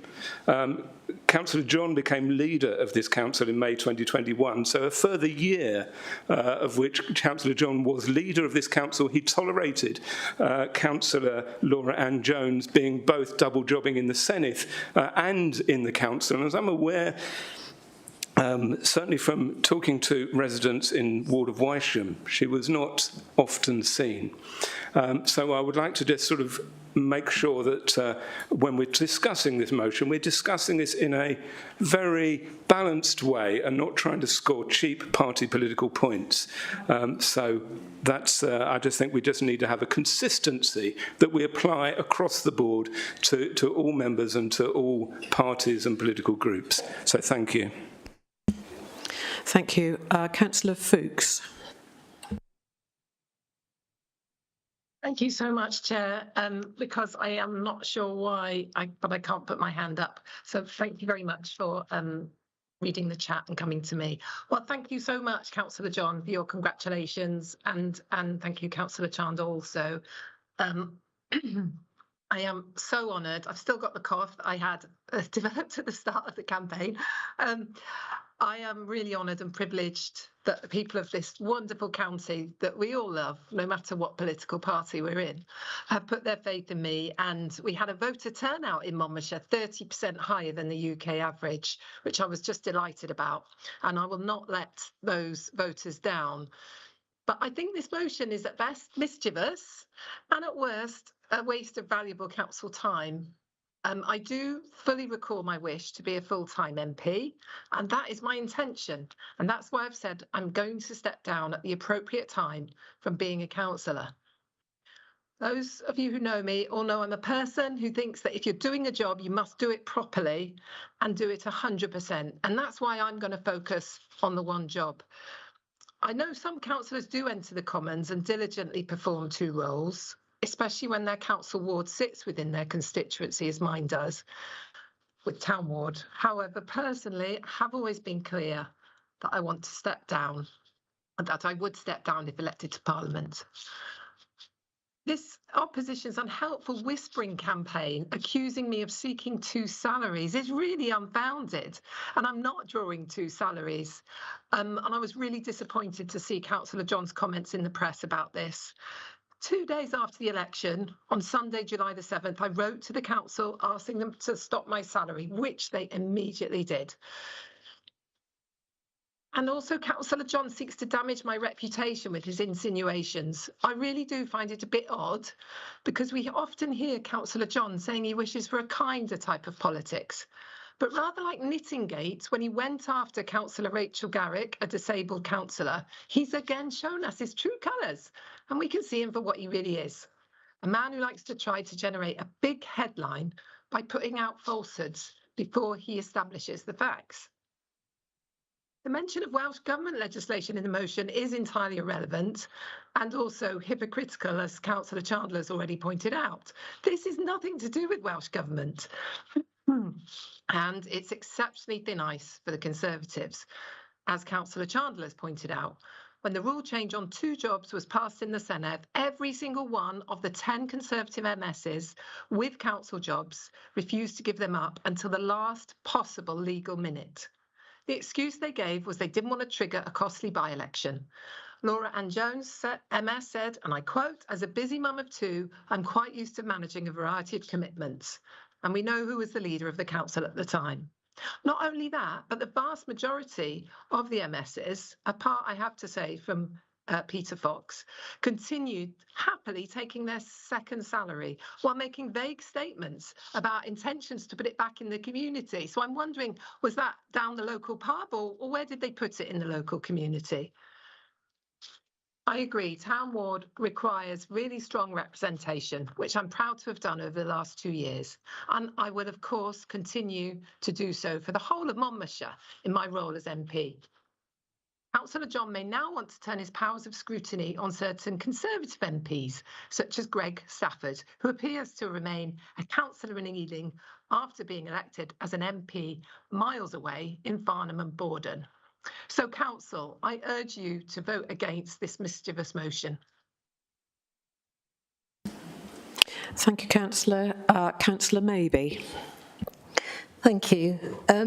I share Councillor Chandler's horror at hypocrisy, but I won't go on about that because I think that's been very clearly expressed by Councillor Fuchs. What I would like to address is the suggestion that she's done less than a good job as a ward councillor, because it's so blatantly untrue.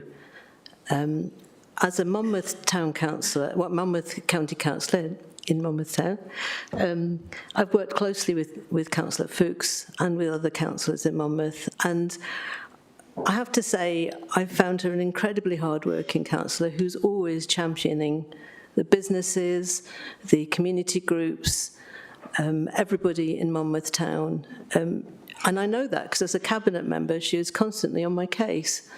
I would never let anything go, whether it was about river pollution, whether it was about roadworks, whether it's about a particular community group needing help. And she's been absolutely relentlessly hardworking on that. As it happens, I think her background, and I've known her, I think I first met her 20 years ago when she was working on food sustainability, trying to work to get Monmouth schools to use more local food when my children were still at school then. So that was 20 years ago. That gives you a bit of an indication of the continuity of her efforts on the things that matter so much to us. I know that her background in equalities and in sustainability has been a really important driving force, both in her work as a county councillor, and I know it will be as an MP. And I think that she will continue to champion Monmouth as an MP. We're really lucky that she spent that time in Monmouth working for the town ward before becoming an MP, and I know she'll continue to do that. I could go on, but I could be very boring about this, so I'm going to shut up there. Thank you. Thank you, Councillor Maybe. Councillor Keir. Thanks very much, Chair. First of all, Councillor Fuchs, can I extend my congratulations to you, and can I also thank you for making your first official engagement at Little Mill Village Hall Picnic in the Park. That was very much appreciated by the Village Hall committee and those that were there, so thank you very much, and I hope that does demonstrate that despite our political differences, you are our MP and we will work together with you. First of all, I do need to address this issue of hypocrisy. Councillor Chand, I find it quite remarkable that you talk about that when you post a video during the election as a Green member when you're part of a Labour administration saying we deserve better than an uninspiring Labour party. I find that quite amusing, but anyway, we'll park that. Point of clarification, please, Chair. Sorry, as Councillor Keir often does points of clarification to me, I think I'd like to do that to him, please. So in the video, I said an uninspiring UK Labour Party or a UK government. So I wasn't referring to my colleagues here. With respect, Chair, that's not what you said. Chair, I have a point of clarification. This is a Labour and Green coalition administration. Thank you. Thank you. Thank you. Councillor Keir. I'm allowed an opinion, and as far as I'm concerned, that's hypocritical what you said during the election. By the by, that's not what I wanted to say. Being distracted. I do. This for me is a question of timing. And what I would like to ask is what is Councillor Fuchs's definition of appropriate? Because that, to me, the new Prime Minister has said that his government will put the country before his party. The delaying of an election for the residents of Town Ward looks to me as being more in the interests of the Labour group here than of the residents of Town Ward. And that is why I'm supporting this motion. I do ask you, Councillor Fuchs, to clarify, please, what do you mean by appropriate? Thank you, Chair. Thank you. Councillor Groocourt. Thank you, Chair. Some of the comments made this afternoon border on the comical to me. So if we're in comedy time this afternoon, perhaps it's time to move on to a short quiz. And here is question 1. Can you name the person who was elected to become a member, an AM, in 1999 and went on to be voted as a Member of Parliament in 2005 and finally resigned as a member of the Welsh Parliament in 2007? If you need any clues, this was the man who opposed the odious Section 28, which had a major impact on me as a young teacher in trying to teach about equality in communities, and a man who later went on to talk about the need to look at people's teeth when they arrived in our country as refugees to ascertain how old they were.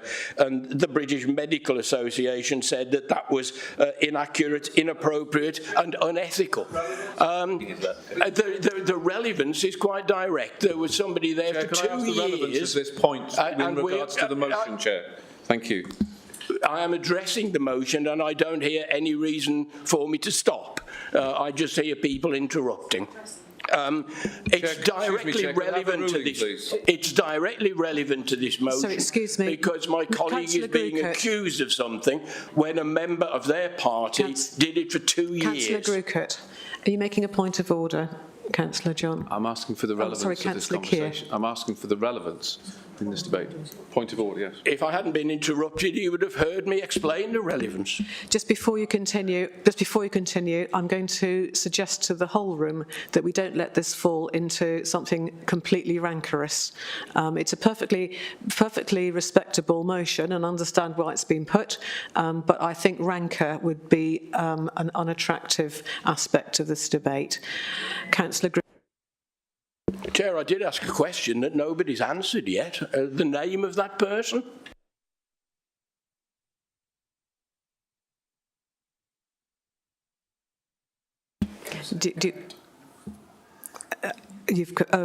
Councillor Garrett is next to speak. Thank you, Chair. Firstly, I'd like to congratulate Councillor Fuchs, as we haven't met since your historic victory. I look forward to catching up with you in Parliament, as the members opposite had their little visit last year to see Rishi.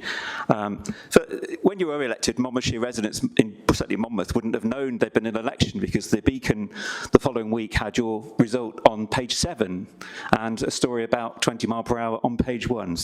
But last week, it carried Councillor John's double jobbing quote as its lead article. I'd leave the press to answer that one. Councillor Fuchs has only been an MP for 2 weeks and will resign at a time that will ensure the maximum number of voters are able to get out to vote. We don't want voter suppression in Monmouthshire, and when staff will be available to oversee an election. I've known Catherine Fuchs since 2022, when we both started canvassing in our adjoining wards. Neither of us expected to be in this chamber, and certainly none of us probably expected to be in one of us to be in Parliament. And so congratulations, Catherine. I think it's churlish, as Councillor Don said he wasn't going to be, but it is that he's raised this issue, he's raised your attendance, and I'm sure we'll be checking that up and verifying whether that's right or not. But in this moment, I don't see why, it's just it's not very good, is it, Richard? She's dedicated to a ward throughout her campaign from when she was selected as a Labour candidate in January 2023. She wasn't a 6-week candidate. She's been canvassing around Monmouthshire hard. She's made personal sacrifices. She gave up her job last year to be a full-time candidate living on a council salary. And I think that's important for the record to understand this. Meanwhile, we had 2 Conservative councillors who both got elected to the Senedd in 2020 and 2021 for Port Stewart and for Wisham, who both carried on double jobbing, to quote Councillor John, in the council. So I think, this motion is completely unreasonable. It's ridiculous. It's a waste of officers' time. So I know Catherine is going to do a great job in Parliament for us. It's unfortunate that the first 2 weeks that she's been elected, this motion has been raised, and I'm going to vote against it. Catherine will resign when she's ready, when voters can get to an election, when there can be a proper campaign and time for people to decide who they want to be their next representative in Town Ward. And as I live in Town Ward as well, I know that I'll carry on and help her if she needs any help with any residence issues in the intervening period, if she's away with Parliament business. We'll work together, and I know that Councillor maybe will as well with me, and also town councillors. So I'm against this motion. Thank you. Councillor, please don't talk across the room. Councillor Brocklesby. Thank you, Chair. Firstly, on behalf of the whole council, I would like to say congratulations to Councillor Fuchs, our new MP for Monmouthshire, which is a new constituency. So not only is she the first MP, but she's the first woman MP. That is something I think every resident of Monmouthshire would want to join in our pride, having you represent us in Westminster. I've listened to this debate, and thank you, Chair, for pointing out that is the level of rancour. It's very hard for women across any party to step into public life.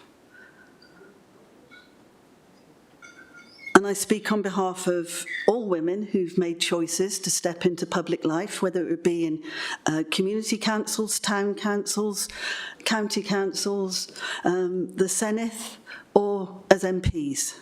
The type of flack that women routinely have to put up with on what they say, on what they wear, on how they stand, their opinions on anything from breakfast to medium-term financial strategies to veteran ministers, is held at a higher degree of scrutiny than men.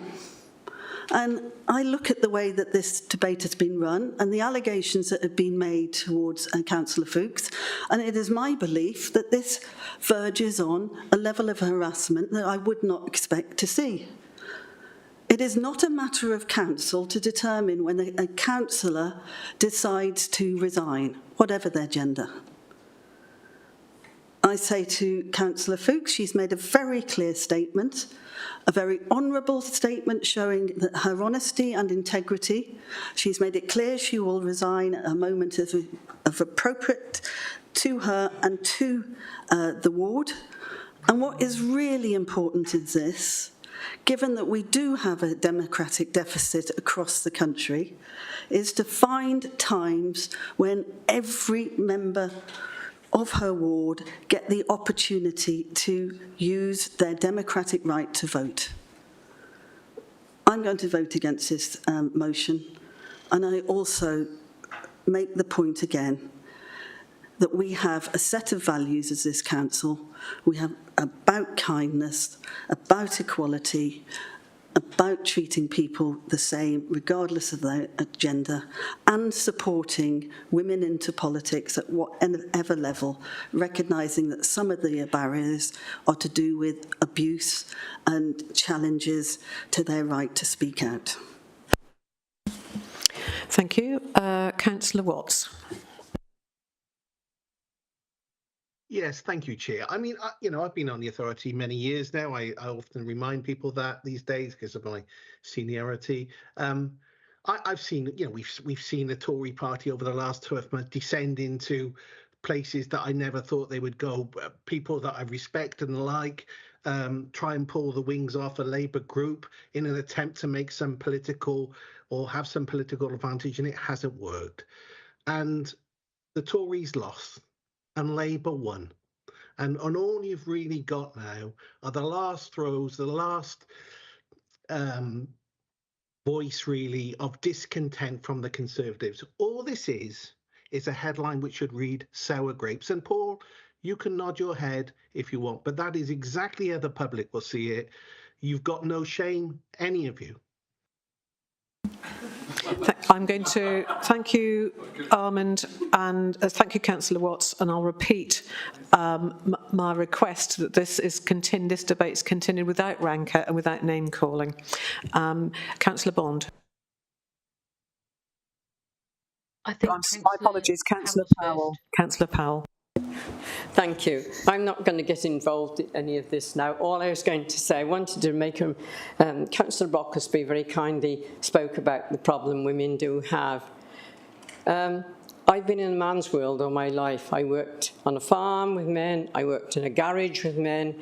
I stood for, as soon as I married my husband in 1981, I stood for a local council, got on that, stood for county council 14 years ago and got on that.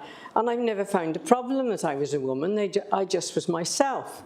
I never felt people look down on me or put anything against me because I was a woman. They voted for me as a person.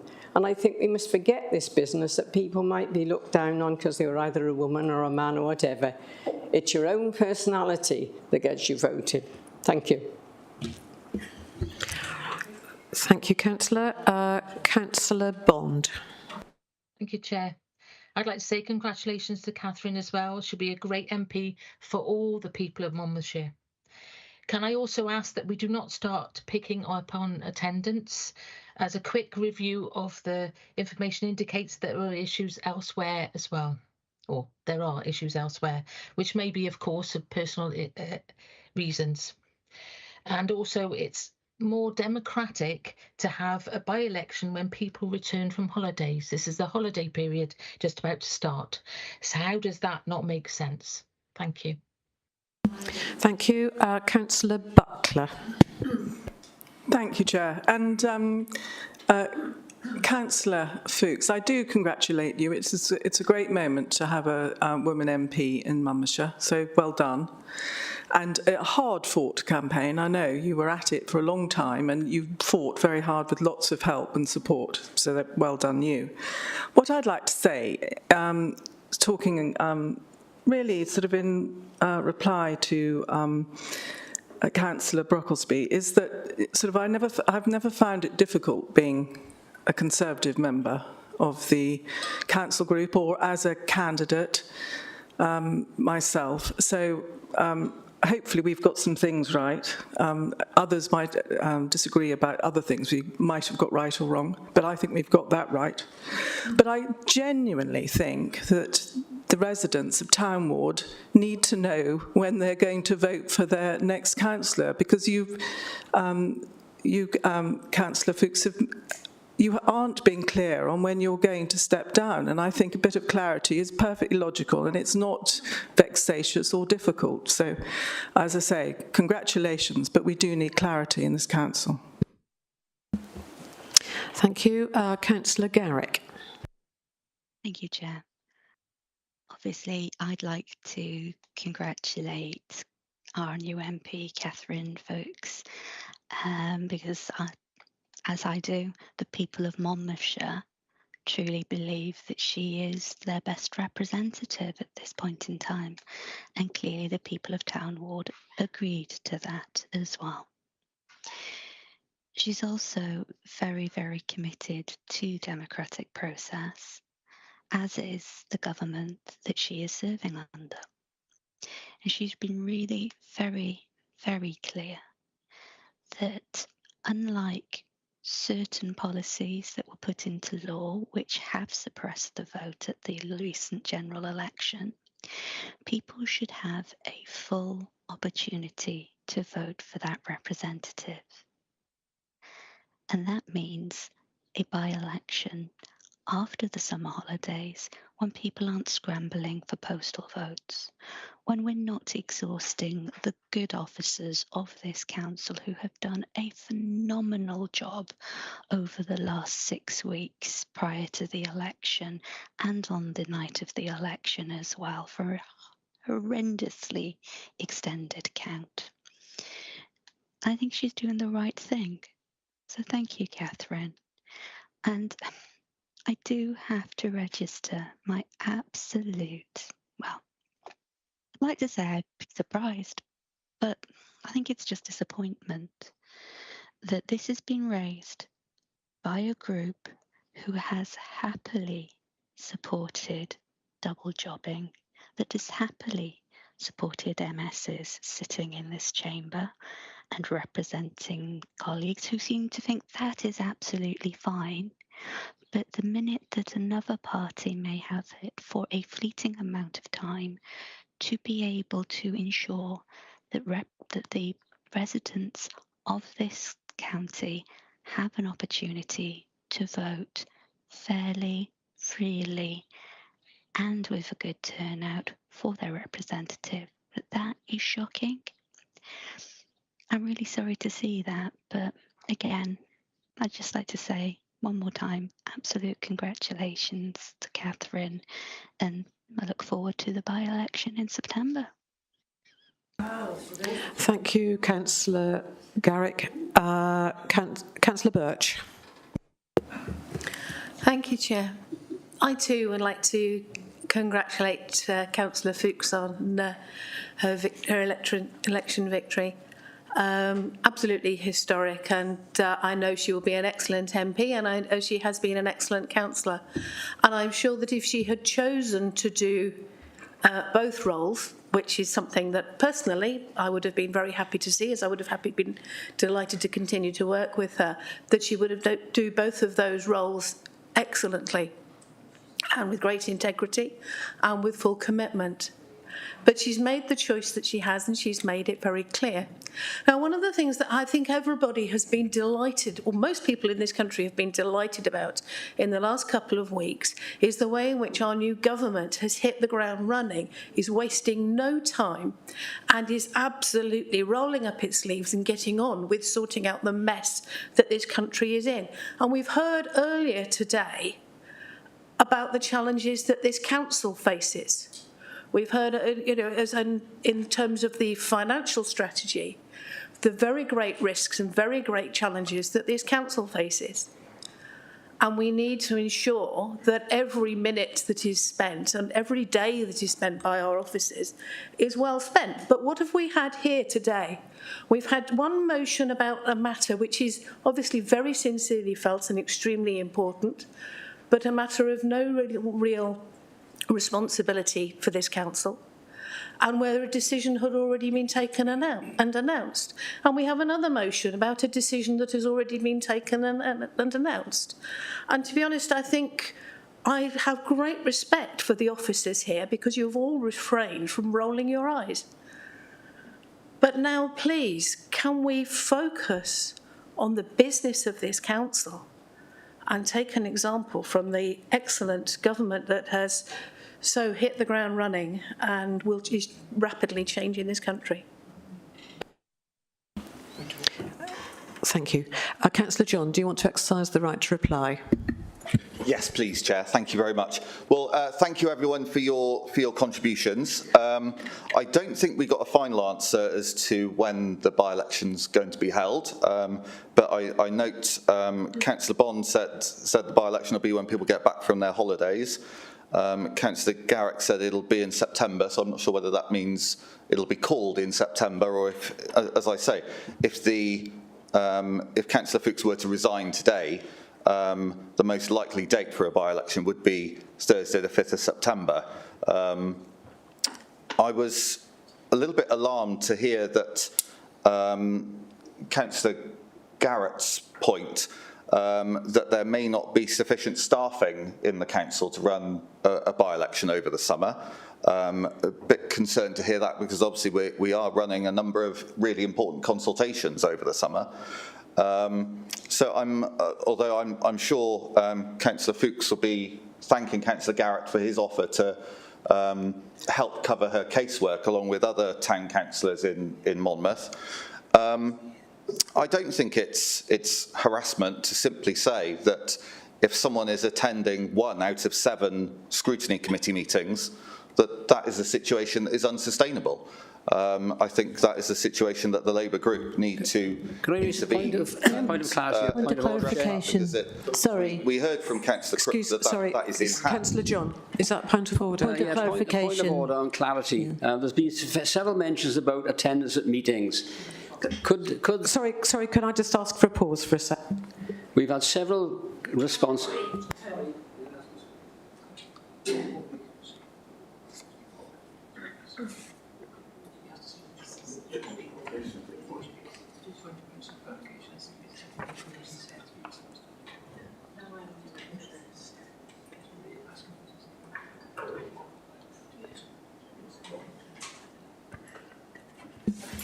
Was this a point of order or a point of clarification? Well, it's a point of accuracy and a point of order, all in one. No. Because we've if received... It's a point, Councillor Easton, if it's a point of order, that has to be that a law or the Constitution has been... A point of clarity, a point of accuracy then. It's important it's said. Councillor Easton, you haven't spoken, so you can't clarify something that you haven't said. We've had some false accusations made. I'm going to have to ask you to stop now. Sorry, Chair. Councillor Easton. Thank you. Richard John must retract Councillor Easton. Sorry, Chair. Richard John has got to retract the comments he made about Catherine Fuchs' attendance. She has only missed 3 meetings, and of those, they were substitutes as far as I'm concerned. I think these inaccuracies got to be removed. That's my point of clarity. Thank you. Councillor John. I don't believe the figures that I've quoted are inaccurate. I have gone through the meetings, I've watched the start of each meeting, listened to the apologies that were given, I've looked at the minutes. If the figures are wrong, I'm quite happy to put my hands up and apologise, but I've looked thoroughly through all those meetings and I believe that Councillor Fuchs was not at 6 of the last 7 performance notes. Can I ask you to continue with your... Thank you. So in conclusion, Chair, we believe that Councillor Fuchs needs to put forward her resignation so that members, residents who live in Town Ward can elect a new dedicated councillor who can come in this chamber and adequately represent them, fight their corner, stand up for that community, which I'm afraid has been neglected over the past few months. Thank you very much. No talking across the chamber, please. We'll now go to the vote on this motion.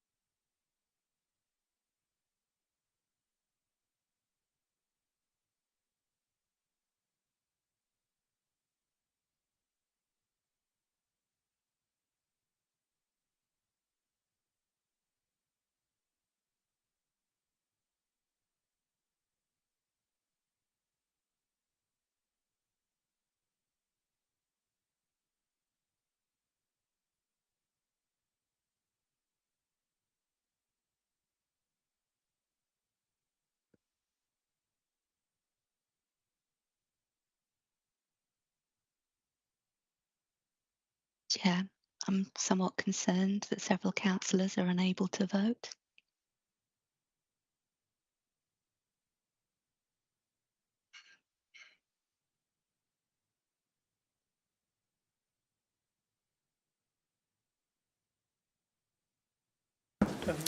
Councillor Bond has asked for, this is in the chat, Councillor Bond has asked for a recorded vote.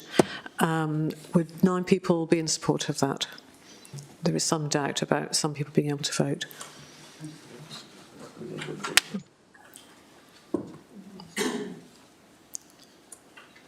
Chair, can I ask? Unsure if I can be heard at the moment. Yes, we can hear you. Okay. Can I ask that as a council we do some looking into the IT? There's been several complaints across this meeting that chatbots are not working, that chat is not working, that voting's not working. We can't run a council meeting without the correct tools to vote. Yes, thank you. That's noted, but we just want to continue. We'll crack on with the vote at the moment.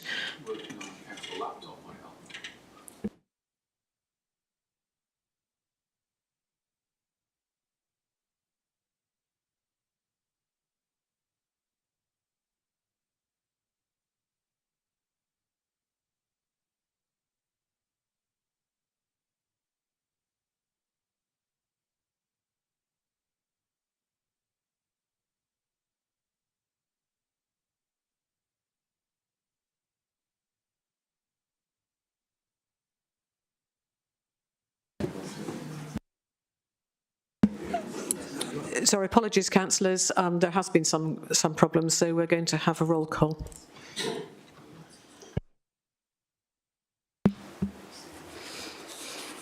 Councillor Bond.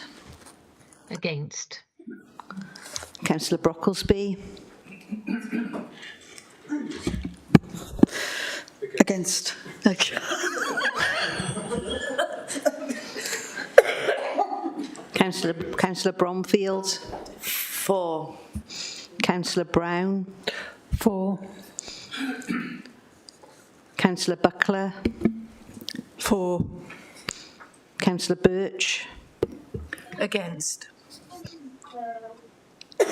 Councillor Butler. For. Councillor Callard. Against.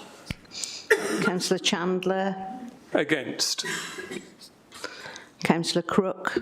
Against. Councillor Davis. For. Councillor Dimmock. For. Councillor Eason. Against. Councillor Edwards. For. Councillor Fuchs. Against. Councillor Garrett. Against. Thank you. Councillor Garrick. Against. Thank you. Councillor Griffiths. Against. Thank you. Councillor Grocott. Against. Councillor Howells. Against. Councillor John. For. Councillor David Jones. Abstain. Councillor Penny Jones. For. Councillor Keir. For. Councillor Lane. For. Councillor Lucas. For. Councillor Maybe. Against. Councillor McConnell. Against. Councillor Murphy. For. Councillor Neal. For. Councillor Pavia. For. Councillor Powell. For. Councillor Riley. Against. Councillor Rook. Against. Councillor Sandals. Against. Councillor Strong, Jackie Strong. Against. Councillor Peter Strong. Against. Councillor Taylor. Councillor Taylor. Councillor Thomas.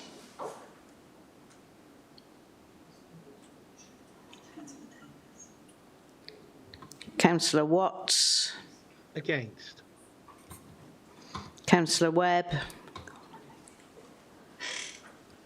Councillor Wright. Against. Okay.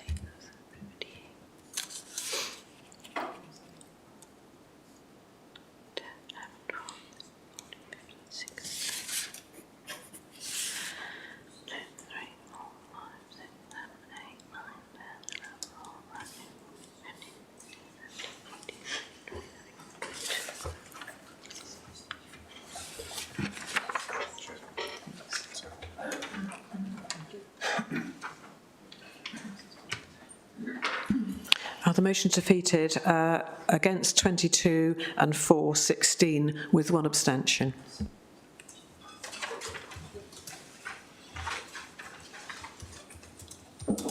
Would councillors like a 5-minute break? Yep.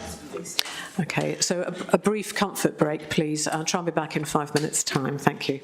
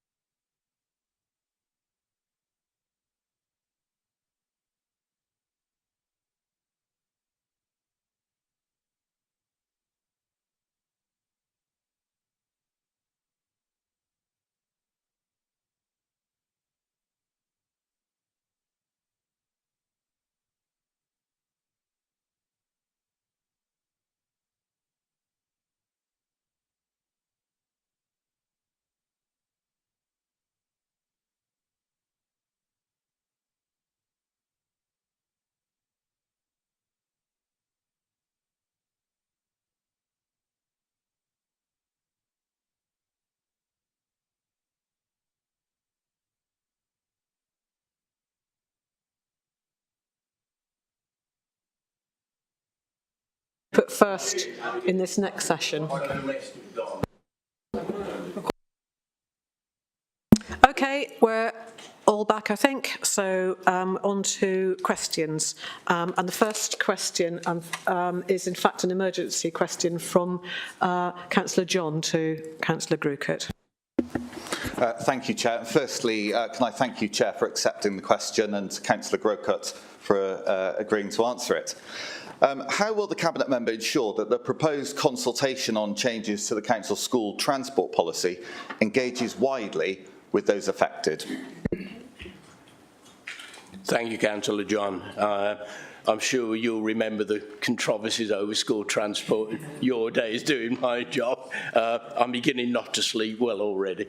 But in order that we maximise awareness of the consultation, officers have emailed all parents and guardians whose children currently receive transport, schools and transport operators also, to make them aware of the proposals and the online survey.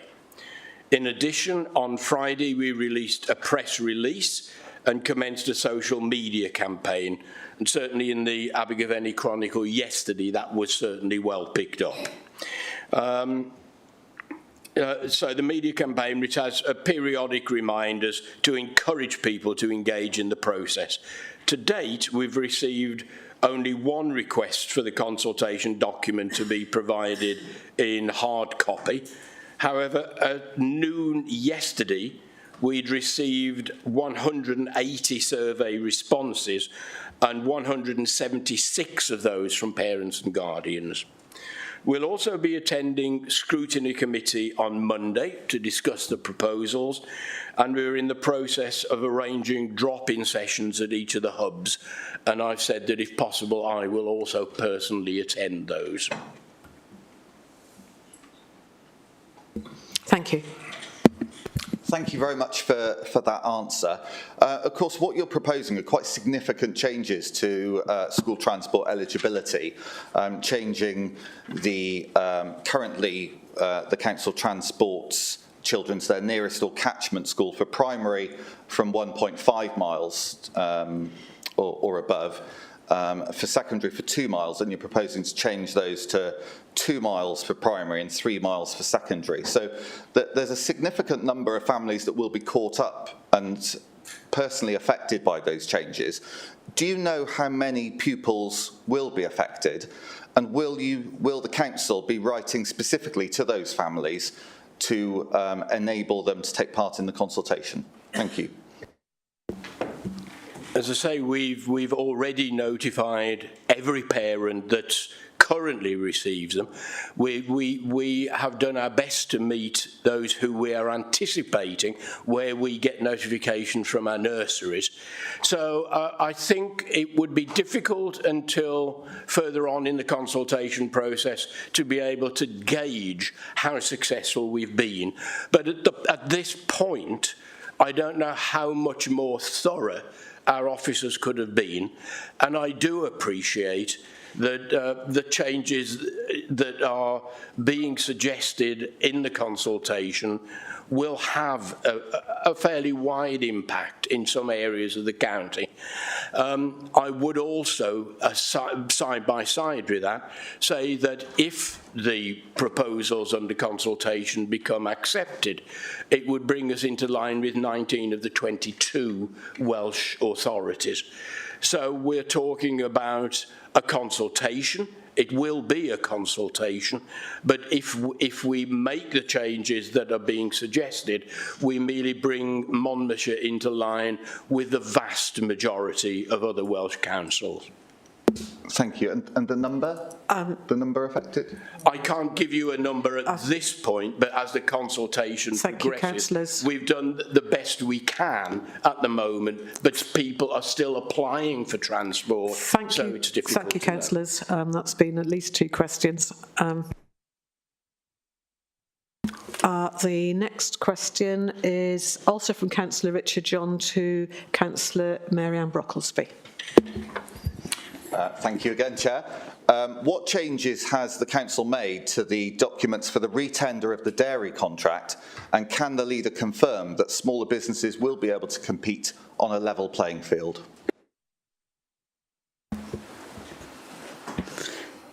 Thank you, Councillor John. Yes, I can confirm we've done everything possible, and we believe that anybody who makes a tender will be able to compete on a level playing field.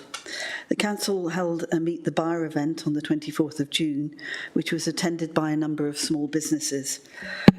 We have published a prior information notice on Sell to Wales, which includes details of the lots and financial values based on recent expenditure.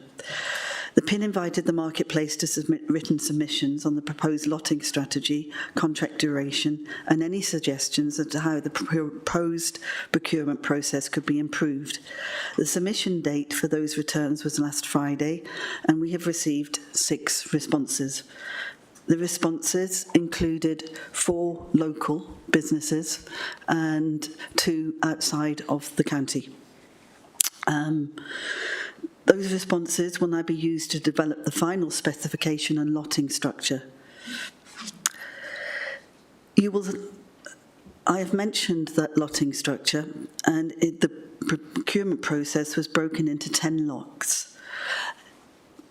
And that was 5 for the north and 5 to the south of the county, but also making it clear that these lots could be tendered separately or together, in collaboration or as a single business. That makes the whole process more accessible for micro and small businesses. At the event, council officers also discussed how we could reduce the burden on suppliers in terms of the tender documentation and avoiding the need for them to appoint consultants to fill out the tender submission forms. The feedback was that they used consultants to give us answers we wanted, particularly on policy aspects of decarbonisation. This feedback is being used to ensure that what we're asking is proportionate and is something that smaller suppliers are able to compete themselves. Otherwise, the process becomes a tick box exercise. They were also provided with details on how they can access free business support to help them develop their proposals. The process has been designed to ensure that the procurement exercise is more accessible to micro and small enterprises. We are also proposing a 5-year commitment contract rather than the current call-off contract, which should enable businesses to invest in any technologies, etc., required to support the delivery of the contracts. Feedback from the same event was that they needed to know anticipated quantities rather than financial sums. And we are pulling this data together as the tender exercise progresses. We are intending to issue the tender documentation on the 13th of August with a submission date on the 16th of September. We also confirmed that we'd be happy to receive consortia bids, which again should make the process more accessible for micro and small businesses.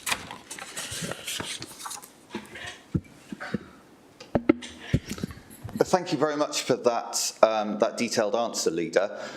Really pleased to hear that you are listening to suggestions as to how those documents can be improved.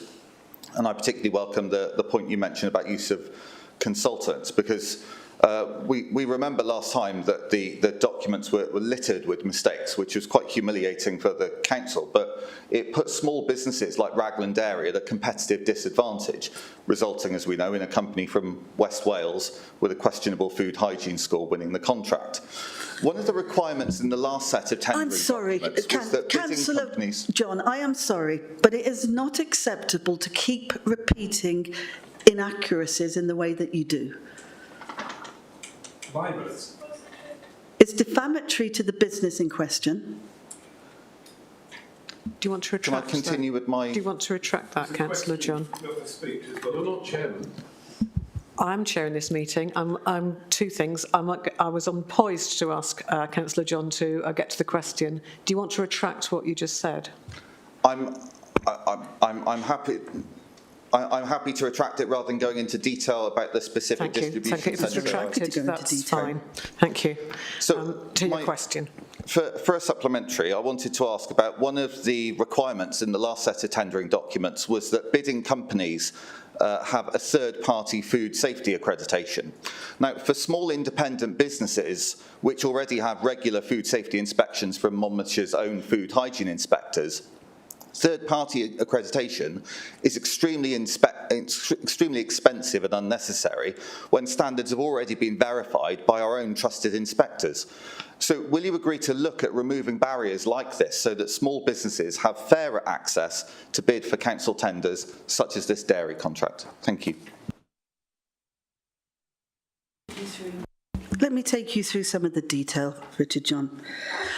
During this Meet the Buyer, and we are continuing to discuss with those businesses who've indicated that they want to put in a tender. We had two national wholesalers, one based in Wales and the other based in London. The Welsh-based suppliers indicated that we'd be keen to identify and work with local, small and micro businesses if they were successful in the tender process. As I said, there's 4 local suppliers that are local. Between them, they would be able to supply all of the products identified in the lotting structure, and one of the suppliers even suggested they would be able to source UK-manufactured plant-based alternatives. That was one of the lots. All have confirmed that they would be able to meet the proposed delivery requirements, and a number of them have elaborated on the ability to deliver multiple products at the same time, products that will have different temperature-controlled requirements, which would save emissions, which was part of the reason that we recalled and rethought direct procurement.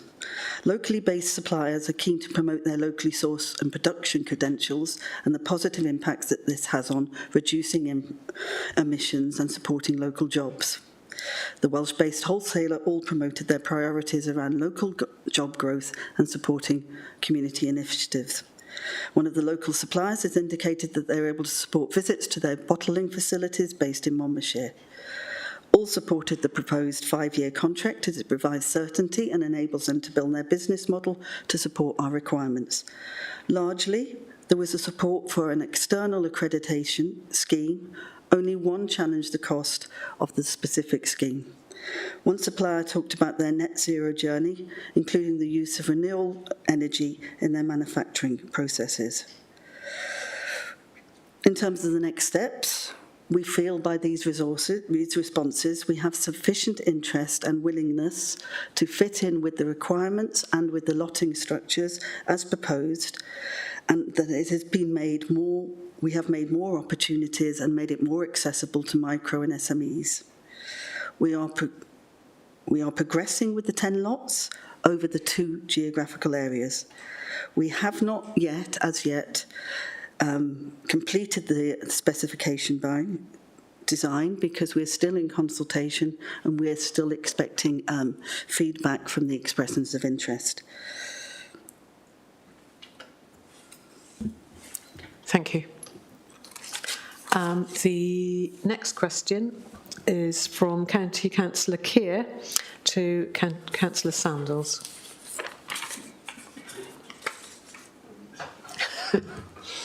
Sorry. Where am I going? Yes, please can the Cabinet Member explain the reduced opening hours at Usk Post Office? Thank you. Diolch, Gadeirydd, a diolch yn Cynghorydd Keir am y question. Thank you, Chair, and thank you, Councillor Keir, for the question. I hope I can explain the reduced opening hours satisfactorily. We are justifiably proud of the Post Office in Usk. Threatened with closure in 2018, it overcame numerous hurdles and bureaucratic challenges, finally reopening on May the 1st, 2019. Remarkably, it became the first post office in the UK to be managed by a local authority, with Richard Drinkwater serving as local authority sub-postmaster. The post office operates efficiently from the Usk Community Hub, which is a focal point in the thriving community of Usk. Initially, it opened on Mondays, Wednesdays, late-night Thursdays and Saturday mornings. To support these hours, we recruited 2 dedicated staff members, each on 17-hour contracts. However, in February 2020, one staff member resigned, leaving Richard and another trained colleague to manage the service until the lockdown. When services resumed, we implemented reduced opening hours due to staffing constraints and operational data analysis. During the lockdown, we conducted a thorough review of the operational data. This analysis revealed that to balance the revenue and expenditure, it was needed to adjust the operating hours. Consequently, it was decided to cease operations on Wednesdays due to low footfall and income, close at 5 o'clock on Thursdays, reinvesting the additional 2 hours into the broader hub service. The extended Thursday hours intended to support local businesses with banking were underutilised despite the best advertising and promotional efforts of the council. MCC's mandate was to cover staff expenses through the income generated by the Post Office. Unfortunately, the income projections provided at the time of establishing the service never materialised. Therefore, reducing staffing by 17 hours a week and cutting opening hours by 10 hours a week were necessary to ensure a sound budgetary position. Saturday operations amounting to 4 hours a week are sustained through the core hub budget. Monday and Thursday opening continues, although it is sometimes necessary, as you know, to close on an ad hoc basis at lunchtimes. If it was financially viable, we would certainly be considering restoring Wednesday openings, but we know that residents value having a post office even at those reduced hours. Usk Town Council are staunch supporters of the Post Office, and they contribute the sum of £4,000 a year to the running of the Post Office, and this helps it stay viable and continue to provide a post office service to the residents. It's important to note that all of these measures are essential to maintaining the current and future viability of Usk Post Office under the given financial constraints. It should also be noted that staff have not received any complaints from customers and that the Town Council is unaware of any objections from residents. It's my belief that the residents are grateful that MCC has continued to be innovative in order to keep its post office serving the community of Usk now and into the future. I hope that helps, Councillor Keir. Thank you. Thank you very much, Councillor Sandals. And yes, I appreciate your comments, and I was aware of most of that. But thank you for the benefit of other councillors here. Could I, firstly, if I may, Chair, just say a big thank you to the staff led by Richard Drinkwater, Anne-Marie and Eleanor, who were there before, and Lisa Richards, who's now going to start to help build back up the hours. It was, of course, Bob Greenland who idea this was to set up, and I think you're absolutely right that it is the only local authority-run post office in the whole of the UK, I think. So it is very, very innovative, and yes, the town does appreciate it. My follow-up question, if I may. You probably may be aware of the changes happening at Raglan Post Office, where it is moving. The existing one is closing and being technically downgraded to a local plus. Footfall when Raglan is shut is increased in Usk. Those are the stats that show it. In light of the downgrading of Raglan Post Office, if I may refer it to that,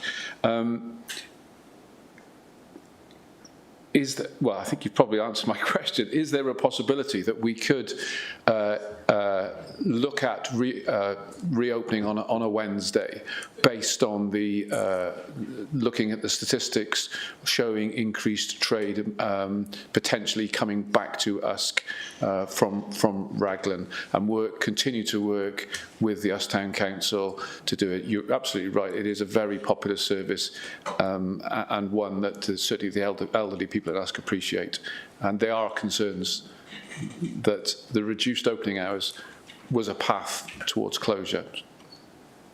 Thank you. Thank you again, Councillor Keir. Yeah, and I think I did more or less answer that in my report just then.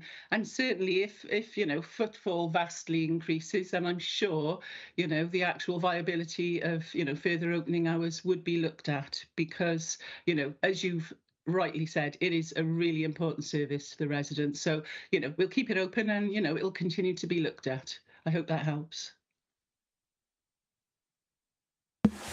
Thank you.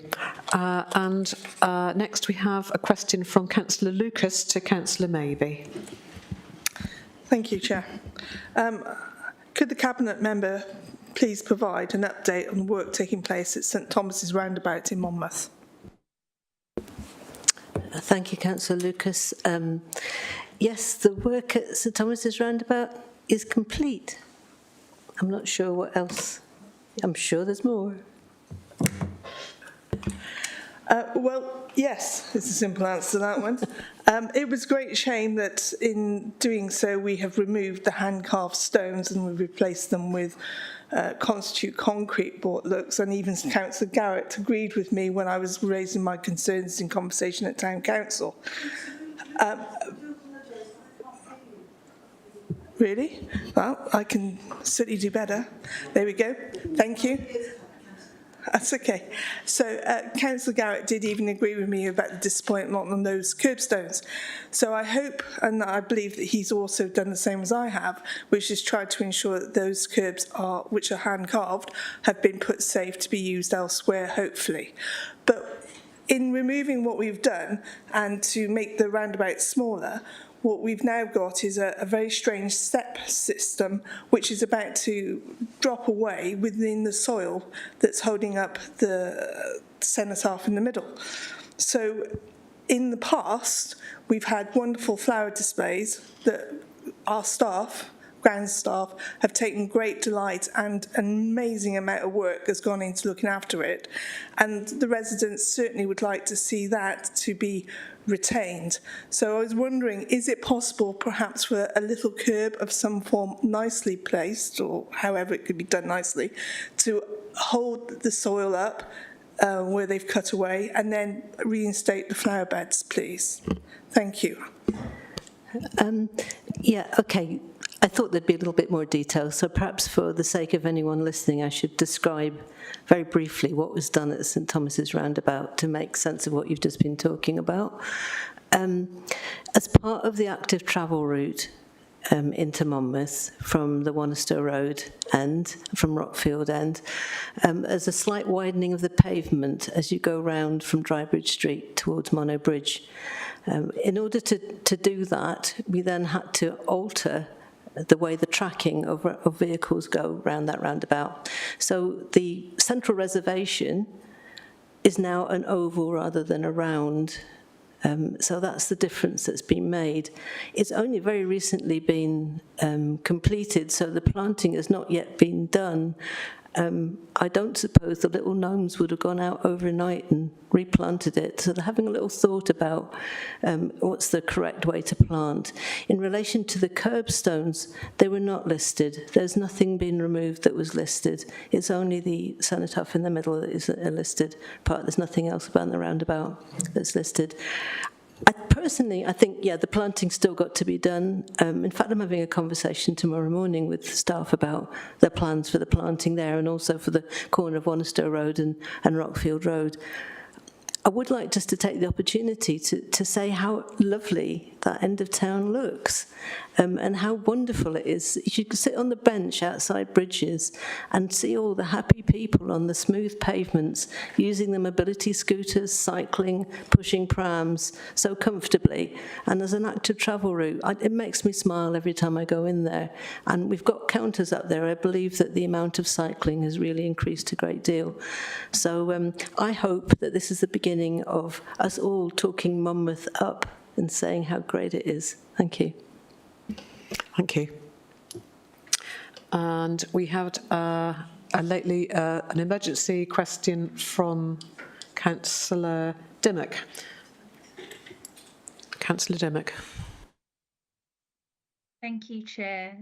This week, the Council have published a report recommending to approve the Gypsy and Traveller provision in a small hamlet within my ward. Please can the Cabinet member provide clarification on the recent proposals to establish a third site within the small hamlet? While I appreciate the importance of providing adequate accommodation for the Gypsy and Traveller community, I am concerned about the concentration of multiple sites in one small area. Specifically, I would like to understand the rationale behind this decision and why a more distributed approach across the entire county has not been considered. Thank you. Councillor Griffiths. Thank you, Councillor Dimmock, for what is a very timely question, and I respect your role in representing the constituents in your ward on this matter. Your question does give me the opportunity to share with Council and the wider community how we are responding to the assessed need for Gypsy Roma traveller pitches. Last October, the Cabinet initiated a consultation and a technical appraisal of 3 potential sites to provide in total 11 pitches for Gypsy Roma traveller households. I've been reflecting on all that information, the responses to the consultation, the technical studies. I've also been awaiting the decision of the Council's Planning Committee on an application relating to a site in Llancaio. That decision was made Tuesday of this week, and the result of that decision is that the assessed need for further provision has fallen from 11 pitches to 7 pitches. On that basis, I am proposing that we now take forward only one of the 3 sites for inclusion in the replacement local development plan. I am proposing that the site which has the most advantages and the least disadvantages, there's no perfect site, but the most advantages and the least disadvantages is that at Bradbury Farm, which I recognise is in Councillor Dimmock's ward. That proposal has been published in a report which will be considered at the Place Scrutiny Committee on the 24th of July next week. This is a special Scrutiny Committee meeting which is devoted solely to the consideration of this proposal. I expect to be asked many questions by members of the committee, including Councillor Dimmock, at that committee. I will seek to provide the evidence base for this preferred site. Just informing Council of how it may be taken forward from there. Following the Scrutiny Committee on the 24th of July, I will reflect on all that is said at that committee. Many of the points that Councillor Dimmock has raised now will be raised there. And on that basis, I will prepare a report for a special Cabinet meeting on the 21st of August. If there is Cabinet support for this proposal, it will be included in the replacement local development plan, which in October, I will ask the Council to accept as the basis for public consultation throughout November and December. The residents of Portskewitt, of Caldicot, would have a further chance to comment on this proposal if it were included in that replacement local development plan and was subject to that consultation at that period. Thank you. Councillor Dimmock, do you want to ask a supplementary question? Yes, please. Considering the proposed dual development for the RLDP and Gypsy and Traveller site provision, what plans are in place to enhance the local infrastructure, in particular road safety? This road has reduced visibility on the blind bend, so access and egress will be challenging. Noise levels in particular for those living in static accommodation, and preserving the nearby area of SSSI, the Neddenbrook wetlands in Caldicot, which is only a few hundred metres away. Councillor Griffiths. Thanks again, Councillor Dimmock, for that, and I think it's an important point you raise. I agree with you that the existing highway, Crick Road, would not provide suitable access and egress to a traveller site in that area. What I anticipate is that by the time, given the process of a future planning application following the LDP, by the time those pitches are in place, we will be well on our way to developing the housing on the strategic site in Portskewitt or Caldicot East. And that housing development and the master planning for that housing development will have to include the safe walking, cycling, pramming routes from this traveller site through the new residential site into the amenities of Caldicot. Thank you, Councillor Griffiths. Thank you, councillors. That brings us to item 11 on the agenda, and which will require the departure of members of the SRT and senior officers.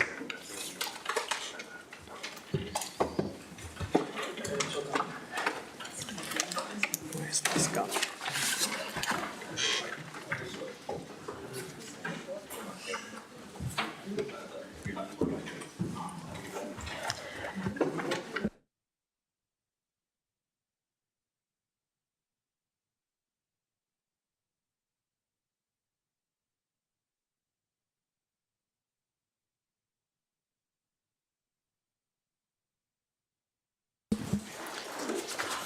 Sorry, thank you. We'll just be a couple of minutes.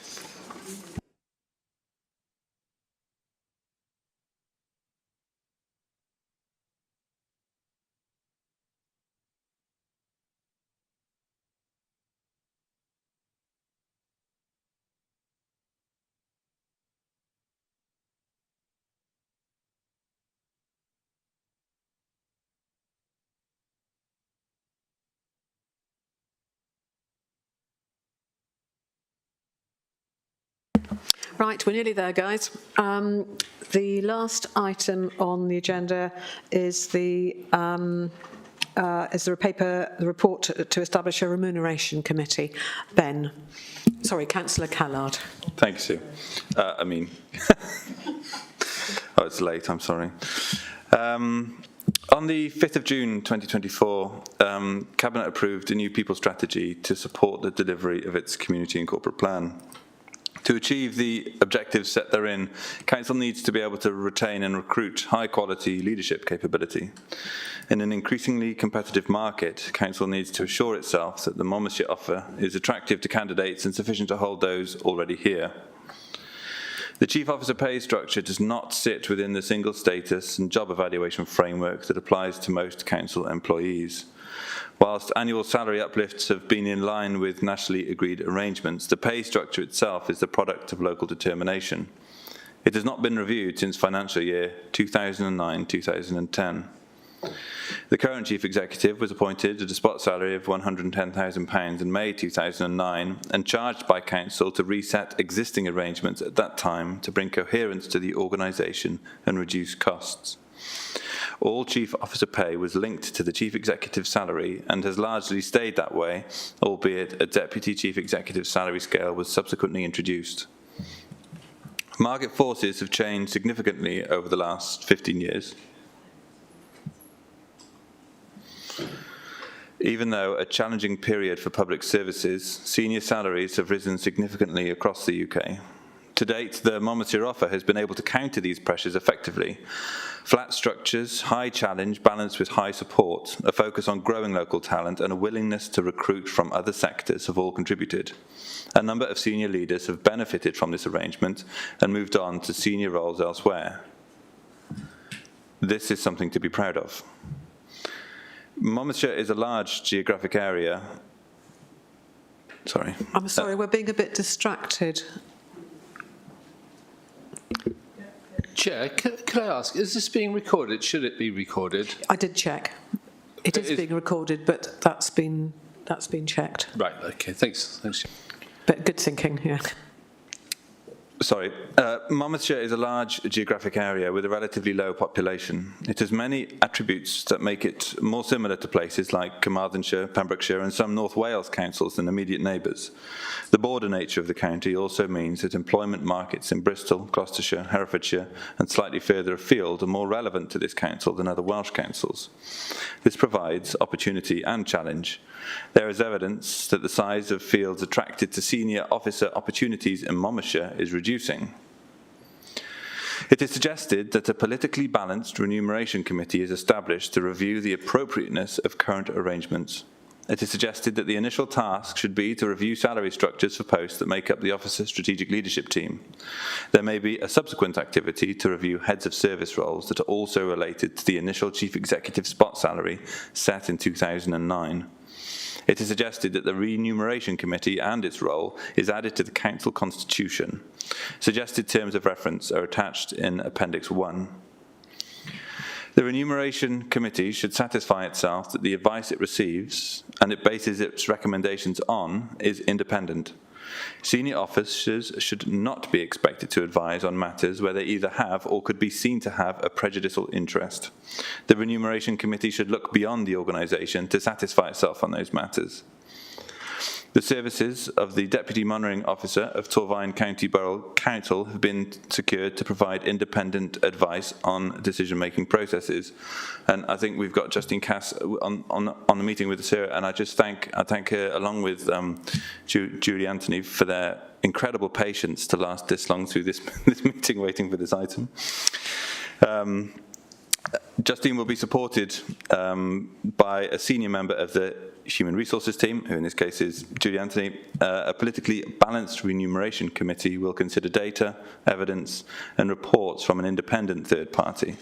The committee is likely to meet on 2 or 3 occasions before making recommendations to Council. The general principles of the committee, as laid out in the terms of reference, will be as follows. No permanent change to pay and reward of the strategic leadership team can be actioned until it is ratified by full Council. The basic pay of the strategic leadership team, including the Chief Executive, will be determined using an independent HR consultant and advice sought from any other external experts as deemed appropriate.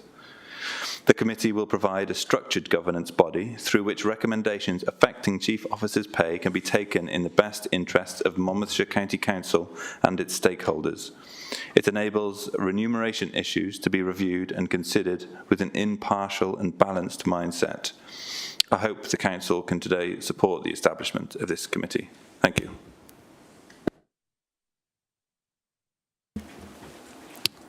So, questions, comments? Oh, we need a... It's on its way.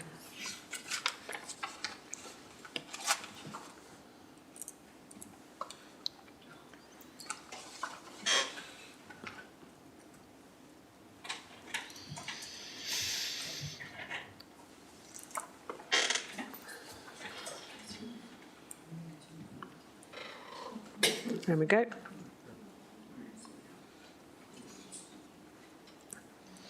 So if you wish to speak, you can raise your hand in the chat. Councillor John. Thank you. Just to say that we'll continue to be a constructive opposition and we will scrutinise any proposals that the administration wish to bring forward and we'll abstain on the decision today. Thank you. Okay.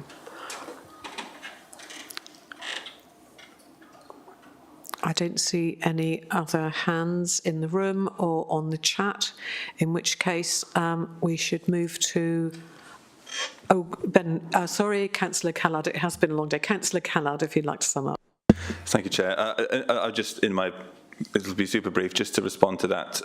This will be a politically balanced committee. It's not, you will see from the terms of reference that myself and one other cabinet member will sit on the committee as cabinet members. So I'm, it's not expected that the proposal that will bring forward will be the proposal of the administration. It will be the result of the politically balanced committee.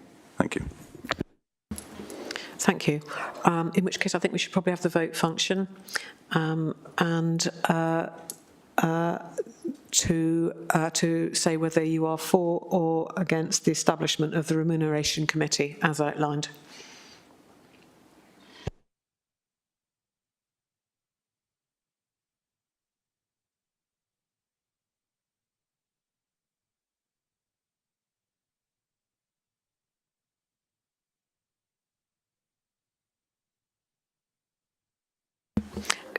I'm going to suggest a show of hands.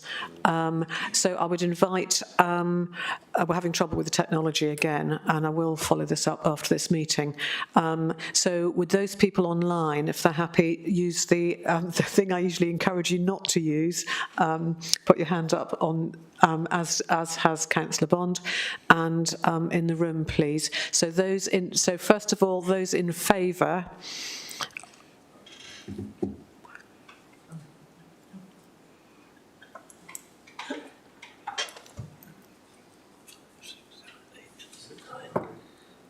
Councillor Riley has her hand up, but she's not got a yellow hand. Oh, okay. And so does Paul Griffiths. And so does Armand Watts. Yeah, we're checking the screen now. We're checking the screen. If there's any doubt about the outcome of this, we'll do this slightly more systematically.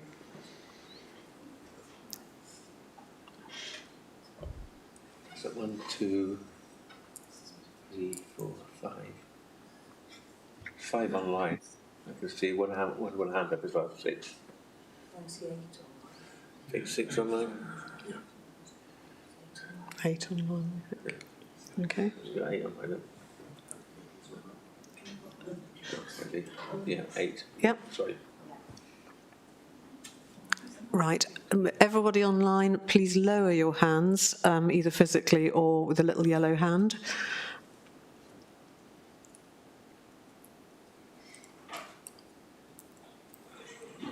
Armand's hand is always up. We'll ignore you for the moment. Honestly, I can't get it down. No, I know, Armand. You know what I mean.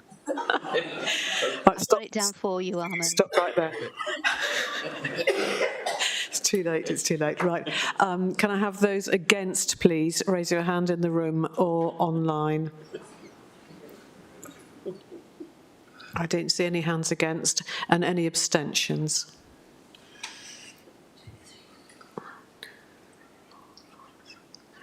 Eight, 9, 10, 11. Oh, I've counted 11. What? 2 there. Less. 1.